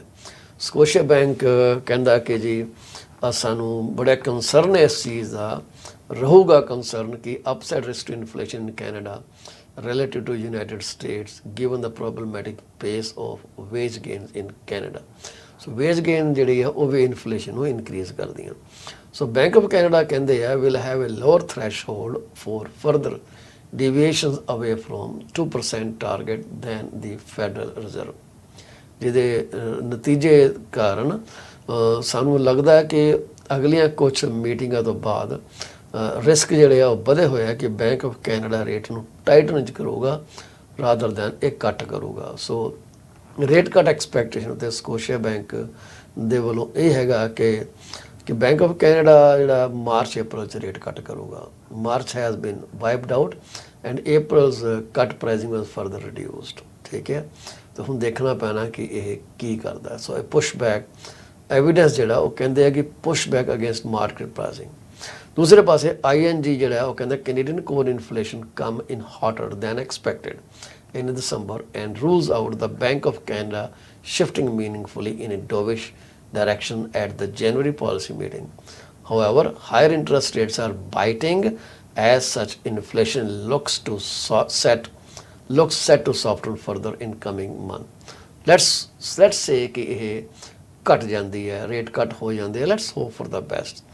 ਠੀਕ ਹੈ। ਬੈਂਕ ਆਫ ਕੈਨੇਡਾ ਕੀ ਕਰਨ ਲੱਗਾ, ਕੀ ਨਹੀਂ ਕਰਨ ਲੱਗਾ, ਇਹ ਗੱਲਾਂ ਨੇ, ਅਸੀਂ ਇਹਨਾਂ ਬਾਰੇ ਜਿੰਨਾ ਮਰਜ਼ੀ ਗੱਲ ਕਰ ਲਈਏ ਥੋੜ੍ਹੀ ਆ। ਸਕੋਸ਼ੀਆ ਬੈਂਕ ਕਹਿੰਦਾ ਕਿ ਜਿਹੜੀ ਡਿਕਲਾਈਨ ਰੇਟ ਜਿਹਨੂੰ ਸਾਹਮਣੇ ਆਉਣੇ ਆ ਤੇ ਹਾਊਸਿੰਗ ਮਾਰਕੀਟ ਜਿਹੜੀ ਹੈ ਰਿਬਾਊਂਡ ਹੋ ਸਕਦੀ ਹੈ, ਜਿਵੇਂ ਕਿ ਅਸੀਂ ਸਪਰਿੰਗ 2023 ਦੇ ਵਿੱਚ ਦੇਖਿਆ ਸੀਗਾ। ਹਲਕਾ ਜਿਹਾ ਪਾਸ ਹੋਇਆ, ਮਾਰਕੀਟ ਬੂਮ ਉੱਪਰ ਚਲੀ ਗਈ, ਇਹ ਹੋ ਸਕਦਾ। So we are not forecasting this, but there appears to be meaningful probability that the spring housing market could rebound sharply if household acts on pent-up demand for housing. ਸੋ ਹੁਣ ਜਿਹੜੇ bank of Montreal BMO ਕਹਿ ਰਿਹਾ ਹੈ ਕਿ target rate 2024 ਦੇ and ਦੇ ਵਿੱਚ ਰਹੂਗਾ 4% ਤੇ 5 ਸਾਲ ਜਿਹੜੀ ਬੈਂਕ ਆਫ ਕੈਨੇਡਾ ਬੌਂਡ ਜਿਹੜੀ ਹੈਗੀ ਉਹ ਜਾਊਗੀ 3.20 ਦੇ ਉੱਤੇ। CABC ਇਹ ਕਹਿੰਦਾ ਕਿ 2024 ਦੇ ਅੰਤ ਤੱਕ 3.5% ਰੇਟ ਹੋ ਜਾਣਾ ਪਾਲਿਸੀ ਰੇਟ, ਮਤਲਬ 1.5% ਕੱਟ ਕਰ ਜਾਣਾ। NBC national bank of Canada ਕਹਿੰਦਾ 3.25% ਡ੍ਰੌਪ ਆਊਗਾ। ਸੋ ਵਧੀਆ ਗੱਲ ਹੈ ਜੀ, ਫੈਂਟਾਸਟਿਕ ਆ। RBC 4% ਤੇ ਹੈ ਜੀ 2024 ਦੇ ਐਂਡ ਦੇ ਵਿੱਚ, ਸਕੋਸ਼ੀਆ ਵੀ 4% ਦਾ 2024 ਦੇ ਵਿੱਚ, TD 3.5% ਦੇ ਉੱਤੇ ਹੈ। ਸੋ TD ਤੇ CABC ਦੇ are forecasting 3.5% policy rate by end of 2024, ਜਦ ਕਿ BMO ਤੇ RBC ਸਕੋਸ਼ੀਆ ਉਹ 4% ਅਨਾਊਂਸ ਕਰਦੇ। ਸੋ TD 3.5 ਦੇ ਉੱਤੇ ਹੈ ਤੇ NBC 3.25 ਦਾ ਦਾਅਵਾ ਕਰਦਾ। ਹੁਣ ਕਹਿੰਦੇ ਆ ਕਿ CABC ਵੱਲੋਂ ਇਹ ਵੀ ਅੰਦਾਜ਼ਾ ਲਗਾਇਆ ਜਾ ਰਿਹਾ ਹੈ ਕਿ 2025 ਦੇ ਐਂਡ ਤੱਕ ਜਿਹੜਾ ਪਾਲਿਸੀ ਰੇਟ ਹੈ 2.5% ਹੋ ਜਾਏਗਾ। NBC 2.75 ਦੇ ਉੱਤੇ ਜਾ ਰਿਹਾ, ਉਹ ਕਹਿੰਦੇ 2.75 ਜਾਊਗਾ, ਜਦ ਕਿ RBC 3% ਪ੍ਰੋਜੈਕਟ ਕਰ ਰਿਹਾ 2025 ਦੇ ਅੰਤ ਦੇ ਵਿੱਚ, ਤੇ ਸਕੋਸ਼ੀਆ ਬੈਂਕ 3.25 ਤੇ TD 2.25% ਪ੍ਰੋਜੈਕਟ ਕਰ ਰਿਹਾ। ਸੋ ਦੇਖਣ ਵਾਲੀ ਗੱਲ ਹੈ ਕਿ ਹੁਣ ਇਹ ਰੇਟ ਕਿਹੜੇ ਪਾਸੇ ਨੂੰ ਕਰਵਟ ਬਦਲਦੇ ਹੈ ਤੇ ਕਿੱਦਾਂ ਸਾਨੂੰ ਇਹ ਅਸਰ ਕਰਦੇ ਆ, ਕਿਉਂਕਿ ਅਸੀਂ ਇੱਕ ਇਹੋ ਜਿਹੀ ਸੁਸਾਇਟੀ ਹਾਂ ਜਿਹੜੇ ਕਿ ਬਹੁਤ ਜ਼ਿਆਦਾ ਡਿਪੈਂਡੈਂਟ ਆ ਇਹਨਾਂ ਅਨਾਊਂਸਮੈਂਟਾਂ ਉੱਤੇ। ਜਰਾ ਵੀ ਅਨਾਊਂਸਮੈਂਟ ਹੋਈ ਨਹੀਂ ਤੇ ਸਾਡੇ ਜਿਹੜੇ ਆ ਪਟਾਕੇ ਵੱਜਣੇ ਸ਼ੁਰੂ ਹੋ ਜਾਂਦੇ ਆ। ਸੋ ਵਧੀਆ ਗੱਲ ਤਾਂ ਇਹ ਹੈਗੀ ਹੈ ਕਿ ਤੁਸੀਂ ਆਪਣੇ ਗੋਲਸ ਨੂੰ ਸਾਹਮਣੇ ਰੱਖੋ। ਤੁਸੀਂ ਦੇਖੋ ਕਿ ਤੁਸੀਂ ਕਿਹੜੇ ਪਾਸੇ ਜਾਣਾ। Do you want to buy house? Just find the answer to how you can buy house. Maybe you can add more family members to your mortgage. Maybe you can buy with your friends as a co-owners. ਕਿਉਂਕਿ ਅੱਜ ਜੇ ਬਾਈ ਕਰੋਗੇ ਤਾਂ future ਤੁਹਾਡਾ ਵਧੀਆ ਰਹੂਗਾ, ਕਿਉਂਕਿ ਸਾਨੂੰ ਪੱਕੀ ਉਮੀਦ ਹੈ ਕਿ ਜੇ 2-3-4 ਸਾਲ ਬਾਅਦ ਮਾਰਕੀਟ ਨੇ ਵਾਪਸ ਆਪਣੇ ਟਰੈਕ ਤੇ ਜਾਣਾ ਜਿੱਥੇ ਪਹਿਲਾਂ ਸੀਗੀ, you are going to make a lot of equity there. So ਤੁਸੀਂ ਕਹੋਗੇ ਕਿ ਏਜੰਟ ਦਾ ਕੰਮ ਹੈ ਹਵਾ ਦੇਣੀ, ਜੀ ਨਹੀਂ, ਫੈਸਲਾ ਤੁਸੀਂ ਲੈਣਾ। ਮੈਂ ਤੁਹਾਨੂੰ ਆਪਣੀ ਸੋਚ ਦੱਸ ਰਿਹਾ, ਨਾ ਤੁਸੀਂ ਮੈਨੂੰ ਜਾਣਦੇ ਹੋ ਨਾ ਮੈਂ ਤੁਹਾਨੂੰ ਜਾਣਦਾ, ਤੁਸੀਂ ਕਿੱਥੇ ਪ੍ਰੋਗਰਾਮ ਦੇਖ ਰਹੇ ਹੋ। ਸਿਰਫ ਅਸੀਂ ਇੱਕ ਛੋਟੀ ਜਿਹੀ ਗੱਲ ਕਰਦੇ ਹਾਂ ਕਿ if you want to buy, this is the best time. If you don't want to buy, nobody can force you to buy. It is simple as that. ਜਿਹੜੀ ਹੈਗੀ ਆ ਰਿਸਟ੍ਰਿਕਸ਼ਨ ਸਟੂਡੈਂਟਸ ਉੱਤੇ, ਉਹਦੇ ਅਸਰ ਜਿਹੜੇ ਆ ਉਹ ਵੀ ਹੌਲੀ ਸਾਨੂੰ ਪਤਾ ਲੱਗਣਗੇ। ਮੈਂ ਤੁਹਾਡੇ ਨਾਲ ਗੱਲ ਇਹ ਸਾਂਝੀ ਕੀਤੀ ਹੈ। ਉਸ ਤੋਂ ਬਾਅਦ ਤੁਹਾਡੇ ਨਾਲ ਗੱਲ ਸਾਂਝੀ ਕੀਤੀ ਹੈ ਸਾਰੀ ਰੇਟ ਦੀ ਜਿਹੜੀ ਥਿਊਰੀ, ਉਹਦੇ ਬਾਰੇ ਕੀ ਗੱਲ ਕੀਤੀ ਹੈ। ਫਿਰ ਤੁਹਾਨੂੰ ਅਸੀਂ ਵੀ ਦੱਸਿਆ ਕਿ ਮੁਫਤ ਦੇ ਵਿੱਚ ਤੁਹਾਨੂੰ ਫੋਬ ਜਿਹੜੇ ਆ ਫੈਰਾਡੇ ਬੈਗਸ ਤੁਹਾਨੂੰ ਮਿਲ ਜਾਣੇ ਆ। ਸੋ ਇਸ ਕਰਕੇ ਤੁਸੀਂ ਇਹਨਾਂ ਚੀਜ਼ਾਂ ਦਾ ਸ਼ਾਇਦ ਤੁਹਾਨੂੰ ਕੁਝ ਫਾਇਦਾ ਹੋ ਸਕੇ। ਸਾਨੂੰ ਉਮੀਦ ਹੈ ਕਿ ਤੁਹਾਨੂੰ ਇਹਦਾ ਡੈਫੀਨਿਟਲੀ ਬੈਨੀਫਿਟ ਹੋਏਗਾ। ਅਸੀਂ ਹਮੇਸ਼ਾ ਹੀ ਗੱਲ ਕੋਸ਼ਿਸ਼ ਇਹ ਕਰਦੇ ਹਾਂ ਤੁਹਾਡੇ ਕਿ ਜਿਹੜੀ ਵੀ ਜਾਣਕਾਰੀ ਲੈ ਕੇ ਆਈਏ ਉਹ ਅਸੀਂ ਇੱਦਾਂ ਲੈ ਕੇ ਆਈਏ ਕਿ ਤੁਹਾਨੂੰ ਅੱਗੇ ਡਿਸੀਜ਼ਨ ਮੇਕਿੰਗ ਦੇ ਵਿੱਚ ਫਾਇਦਾ ਕਰ ਸਕੇ।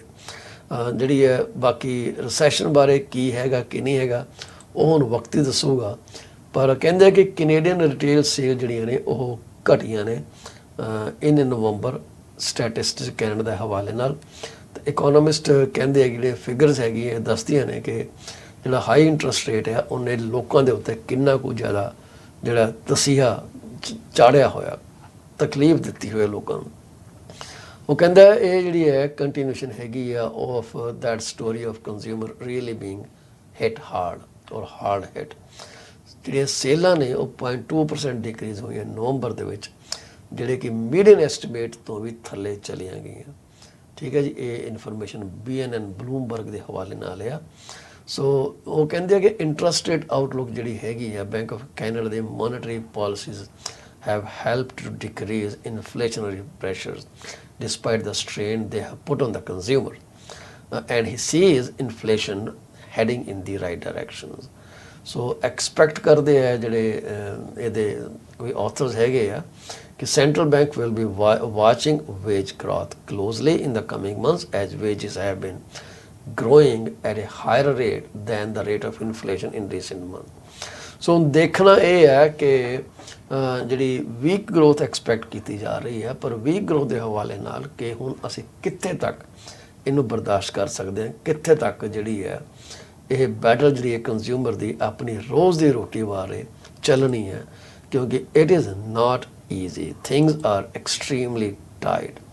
ਤੇ ਰੈਂਟਲ ਪ੍ਰਾਪਰਟੀ ਜਿਹੜੀਆਂ ਨੇ ਉਹ ਤੁਹਾਨੂੰ ਪਤਾ ਕਿ ਟਾਈਟ ਮਾਰਕੀਟ ਦੇ ਵਿੱਚ ਲੋਕਾਂ ਦਾ ਸਹਾਰਾ ਬਣੀਆਂ ਨੇ ਥੋੜ੍ਹੀਆਂ ਬਹੁਤੀਆਂ, ਉਹਨਾਂ ਨੂੰ ਜਗ੍ਹਾ ਮਿਲਦੀ ਹੈ ਕਿਤੇ ਨਾ ਕਿਤੇ ਰਹਿਣ ਦੀ, ਤੇ ਘੱਟੋ ਘੱਟ ਕੋਈ ਨਾ ਕੋਈ ਫਰਕ ਤਾਂ ਉਹਦੇ ਨਾਲ ਪੈਂਦਾ ਹੀ ਹੈ।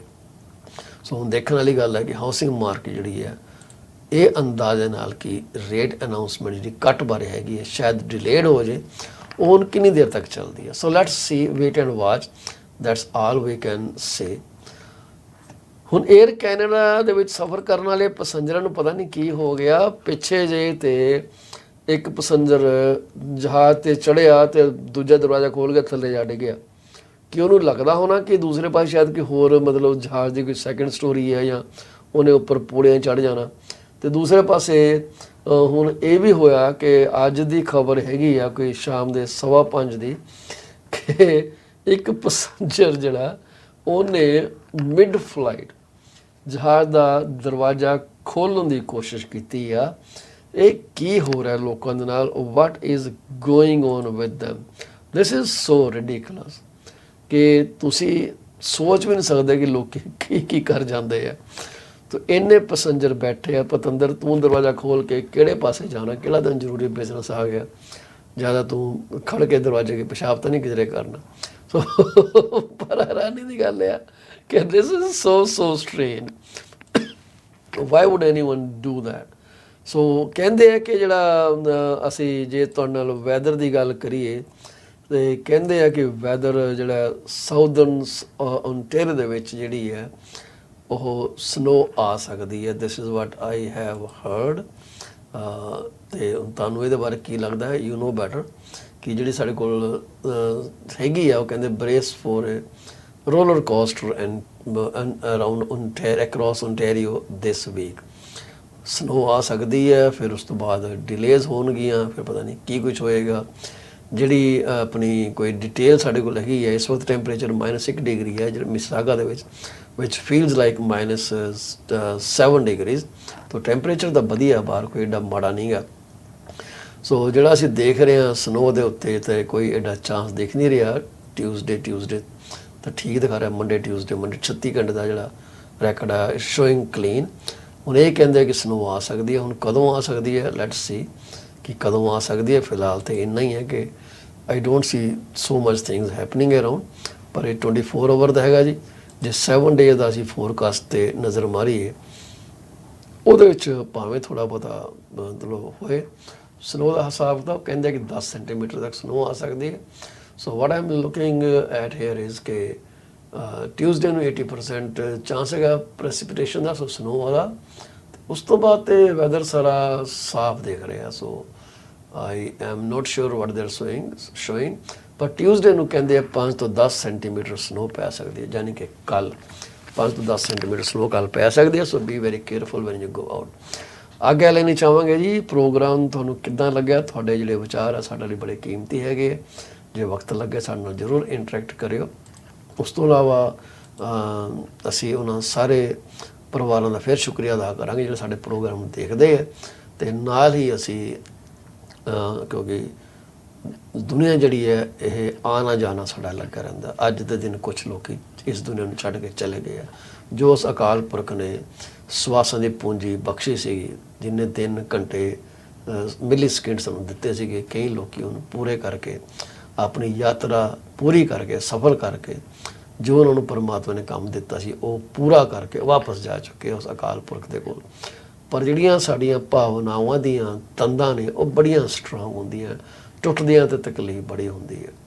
ਸੋ ਕਿਉਂਕਿ ਇਹ ਤਾਣਾ ਬਾਣਾ ਇੰਨਾ ਕੁ ਉਲਝਿਆ ਹੋਇਆ ਕਿ ਇੱਕ ਵੀ ਚੀਜ਼ ਹਿੱਲੇ ਨਾ ਜੀ, ਜਿਵੇਂ ਇੱਥੇ ਚੁੰਡੀ ਮਾਰੋ ਨਾ ਤਾਂ ਸਾਰੇ ਪਿੰਡਾਂ 'ਚ ਤਕਲੀਫ ਹੁੰਦੀ ਹੈ, ਇੱਦਾਂ ਹੀ ਇੱਕ ਪਰਿਵਾਰ ਦਾ ਜੀ ਚੱਲ ਜਾਏ ਸਾਰੇ ਪਰਿਵਾਰ ਨੂੰ ਤਕਲੀਫ ਹੁੰਦੀ ਹੈ, ਇੱਕ ਦਿਨ 2 ਦਿਨ ਨਹੀਂ ਹੁੰਦੀ, ਤਾਂ ਉਮਰ ਹੁੰਦੀ।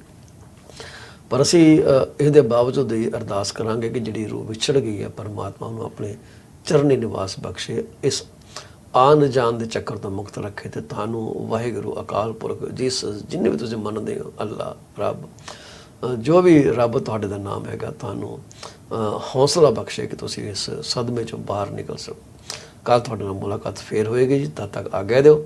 ਜੇ ਪ੍ਰੋਗਰਾਮ ਸਾਡੇ ਕੋਲੋਂ ਕੋਈ ਗਲਤ ਗੱਲ ਕਹੀ ਗਈ ਹੋਏ ਅਸੀਂ ਮਾਫੀ ਮੰਗਦੇ ਹਾਂ, ਪਰ ਅਸੀਂ ਇੱਕ ਵਾਰੀ ਤੁਹਾਨੂੰ ਫਿਰ ਇਹ ਦੱਸਣਾ ਚਾਹੁੰਦੇ ਕਿ ਅਸੀਂ ਇਸ ਪ੍ਰੋਗਰਾਮ ਜਿੰਨੇ ਵੀ ਡਾਟਾਜ਼ ਵਗੈਰਾ ਤੁਹਾਡੇ ਸ਼ੇਅਰ ਕਰਦੇ ਹਾਂ, ਅਸੀਂ ਉਹਦੀ ਕੋਈ ਵਾਰੰਟੀ ਨਹੀਂ ਲੈਂਦੇ। ਤੁਸੀਂ ਡਾਟਾ ਜਿਹੜਾ ਆਪਣਾ ਵੈਲੀਡੇਟ ਆਪਣੇ ਏਜੰਟ ਦੇ ਨਾਲ ਜਾਂ ਜਿਹਨਾਂ ਤੁਸੀਂ ਕੰਮ ਕਰਦੇ ਹੋ ਬਹਿ ਕੇ ਇੱਕ ਵਾਰੀ ਰਿਵਿਊ ਕਰ ਲਓ before you make decision based on content we share in this program. ਤੁਸੀਂ ਮੇਰੇ ਨਾਲ ਗੱਲ ਕਰਨੀ ਹੈ, ਤੁਸੀਂ ਕਰ ਸਕਦੇ ਹੋ ਹਾਊਸਿੰਗ ਬਾਰੇ, ਮੌਰਗੇਜ ਬਾਰੇ। ਅਸੀਂ ਤੁਹਾਨੂੰ ਹਰ ਤਰ੍ਹਾਂ ਦੀ ਮੌਰਗੇਜ ਦਾ ਅਰੇਂਜਮੈਂਟ ਕਰ ਸਕਦੇ ਹਾਂ ਇਨ ਏ ਵੈਰੀ ਟਰਾਂਸਪੇਰੈਂਟ ਮੈਨਰ। ਜਿਹੜਾ ਮੇਰਾ ਮੇਨ ਪਰਪਸ ਹੈਗਾ ਜੀ ਉਹ ਇਹ ਹੈਗਾ ਕਿ ਤੁਹਾਨੂੰ ਇੱਕ ਇਹੋ ਜਿਹੀ ਸਰਵਿਸ ਦਿੱਤੀ ਜਾਵੇ ਜਿਹਨੂੰ ਤੁਸੀਂ ਇੰਜੋਏ ਕਰੋ ਅਤੇ ਬੇਧੜਕ ਹੋ ਕੇ ਹੋਰਾਂ ਨੂੰ ਸਾਡਾ ਨਾਮ ਤੁਸੀਂ ਅੱਗੇ ਰਿਕਮੈਂਡ ਕਰ ਸਕੋ ਕਿ ਉਹਨਾਂ ਕੋਲ ਜਾ ਕੇ ਤੁਸੀਂ ਬਿਜ਼ਨਸ ਜ਼ਰੂਰ ਕਰਿਓ। ਇਹੀ ਸਾਨੂੰ ਚਾਹੀਦਾ, ਇਹੀ ਸਾਡੀ ਕੋਰ ਵੈਲਿਊ ਹੈਗੀ ਆ। ਸੋ ਜੇ ਤੁਸੀਂ ਮਕਾਨ ਵੇਚਣਾ, ਮਕਾਨ ਸੈੱਲ ਕਰਨਾ ਤਾਂ you can benefit from my 3 core objectives. ਜਿਹੜਾ ਸਭ ਤੋਂ ਪਹਿਲਾ ਸਾਡਾ ਕੋਰ ਓਬਜੈਕਟਿਵ ਹੈਗਾ ਉਹ ਇਹ ਹੈਗਾ ਕਿ ਅਸੀਂ ਜਿੰਨੇ ਵੱਧ ਤੋਂ ਵੱਧ ਕੁਆਲੀਫਾਈਡ ਬਾਇਰ ਤੁਹਾਡੇ ਮਕਾਨ ਦੇ ਅੰਦਰ ਲੈ ਕੇ ਜਾ ਸਕੀਏ during the listing period. We will do not leave any stone unturned. ਦੂਸਰਾ ਜਿਹੜਾ ਸਾਡਾ ਮੇਰਾ ਮੁੱਖ ਕੋਰ ਮਕਸਦ ਹੈਗਾ, ਓਬਜੈਕਟਿਵ ਹੈਗਾ, ਉਹ ਇਹ ਹੈਗਾ ਕਿ ਅਸੀਂ ਤੁਹਾਨੂੰ ਇਨਫੋਰਮੇਸ਼ਨ ਨੌਲੇਜ ਦੇ ਵਿੱਚ ਰੱਖੀਏ ਹਮੇਸ਼ਾ ਕਿ ਤਾਂ ਕੀ ਮਕਾਨ ਤੁਹਾਡੇ 'ਤੇ ਹੋ ਰਿਹਾ ਕਿ ਨਹੀਂ ਹੋ ਰਿਹਾ, ਤਾਂ ਕਿ ਤੁਹਾਨੂੰ ਵੇਟ ਨਾ ਕਰਨੀ ਪਏ ਕਿਸੇ ਨੂੰ ਪੁੱਛਣੇ। ਕੋਈ ਕਮਿਊਨੀਕੇਸ਼ਨ ਇੱਕ ਬੜੀ ਵੱਡੀ ਪ੍ਰੋਬਲਮ ਹੈ ਸਾਡੀ ਇੰਡਸਟਰੀ ਦੇ ਵਿੱਚ ਕਿ 72 ਤੋਂ ਲੈ ਕੇ 80% ਜਿਹੜੇ ਸੈਲਰ ਹੈਗੇ ਆ ਉਹਨਾਂ ਵੱਲੋਂ ਇਹ ਕੰਪਲੇਂਟ ਸੁਣਨ 'ਚ ਆਈ ਹੈ ਕਿ ਇੱਕ ਵਾਰੀ ਲਿਸਟਿੰਗ ਲੈ ਕੇ ਜਾਣ ਤੋਂ ਬਾਅਦ ਸਾਡੇ ਨਾਲ ਕੋਈ ਕਮਿਊਨੀਕੇਸ਼ਨ ਹੀ ਨਹੀਂ ਰੱਖਿਆ ਜਾਂਦਾ। ਸੋ ਇਸ ਚੀਜ਼ ਤੋਂ ਅਸੀਂ ਤੁਹਾਨੂੰ ਮੁਕਤ ਕਰਾਂਗੇ। we will give you the best service possible so you will know every step of the way what's going on your house. ਤੀਸਰਾ ਜਿਹੜਾ ਕੋਰ ਆਬਜੈਕਟਿਵ ਹੈਗਾ ਉਹ ਹੈਗਾ ਅਸੀਂ ਤੁਹਾਡੇ ਤੇ ਬਾਇਰ ਦੇ ਵਿਚਕਾਰ ਇੱਕ ਨੈਗੋਸ਼ੀਏਸ਼ਨ ਕਰਨ ਲਈ ਤੁਹਾਨੂੰ ਅਸਿਸਟ ਕਰੀਏ as best as we can at any point. ਸਾਡੀ ਜਿਹੜੀ ਮੇਨ ਓਵਰਆਲ ਸਾਡਾ ਜਿਹੜਾ ਗੋਲ ਹੈਗਾ ਤੁਹਾਡਾ ਤੇ ਸਾਡਾ ਕਿ ਜਿਸ ਮਾਰਕੀਟ ਦੇ ਵਿੱਚ ਤੁਸੀਂ ਮਕਾਨ ਸੈੱਲ ਕਰ ਰਹੇ ਹੋ ਤੁਹਾਨੂੰ ਉਸ ਮਾਰਕੀਟ 'ਚ ਵੱਧ ਤੋਂ ਵੱਧ ਪ੍ਰਾਈਜ਼ ਮਿਲੇ ਤਾਂ ਕਿ ਤੁਹਾਨੂੰ ਫਿਊਚਰ 'ਚ ਇਹ ਨਾ ਲੱਗੇ ਕਿ ਆਈ ਹੈਵ ਬੀਨ ਅੰਡਰਸੋਲਡ। ਆਗਿਆ ਲੈਣੀ ਚਾਹਾਂਗੇ ਜੀ ਇਹਨਾਂ ਗੱਲਾਂ ਤੋਂ ਬਾਅਦ। ਸਾਡੇ ਜਿਹੜੇ ਸਪੋਂਸਰ ਹੈਗੇ ਆ Sarabjit Kaur Ludhar 416 879 339, Beyond Care Insurance Solution, Amritpal Sura 778999 1531 Remax realtor ਨੇ ਜੀ Abbotsford basis, Rupali Gulati Synergy Immigration 416 268 0596। ਉਸ ਤੋਂ ਇਲਾਵਾ ਸਾਡੇ ਨਾਲ ਜਿਹੜੇ ਜੁੜਦੇ ਆ ਜੀ ਆਪਣਾ ਮਦਨ ਚੌਹਾਨ ਜੀ ਫਾਈਨੈਂਸ਼ੀਅਲ ਐਡਵਾਈਜ਼ਰ, ਚੌਹਾਨ ਫਾਈਨੈਂਸਿਸ ਉਹਨਾਂ ਦੀ ਕੰਪਨੀ ਦਾ ਨਾਮ ਹੈ ਜੀ, 416 624 3210। ਤੁਸੀਂ ਉਹਨਾਂ ਨੂੰ ਜ਼ਰੂਰ ਸੰਪਰਕ ਕਰ ਸਕਦੇ ਹੋ ਕਿਸੇ ਤਰ੍ਹਾਂ ਦੀ ਸਰਵਿਸ ਲੈਣ ਵਾਸਤੇ। ਸਤਿ ਸ਼੍ਰੀ ਅਕਾਲ।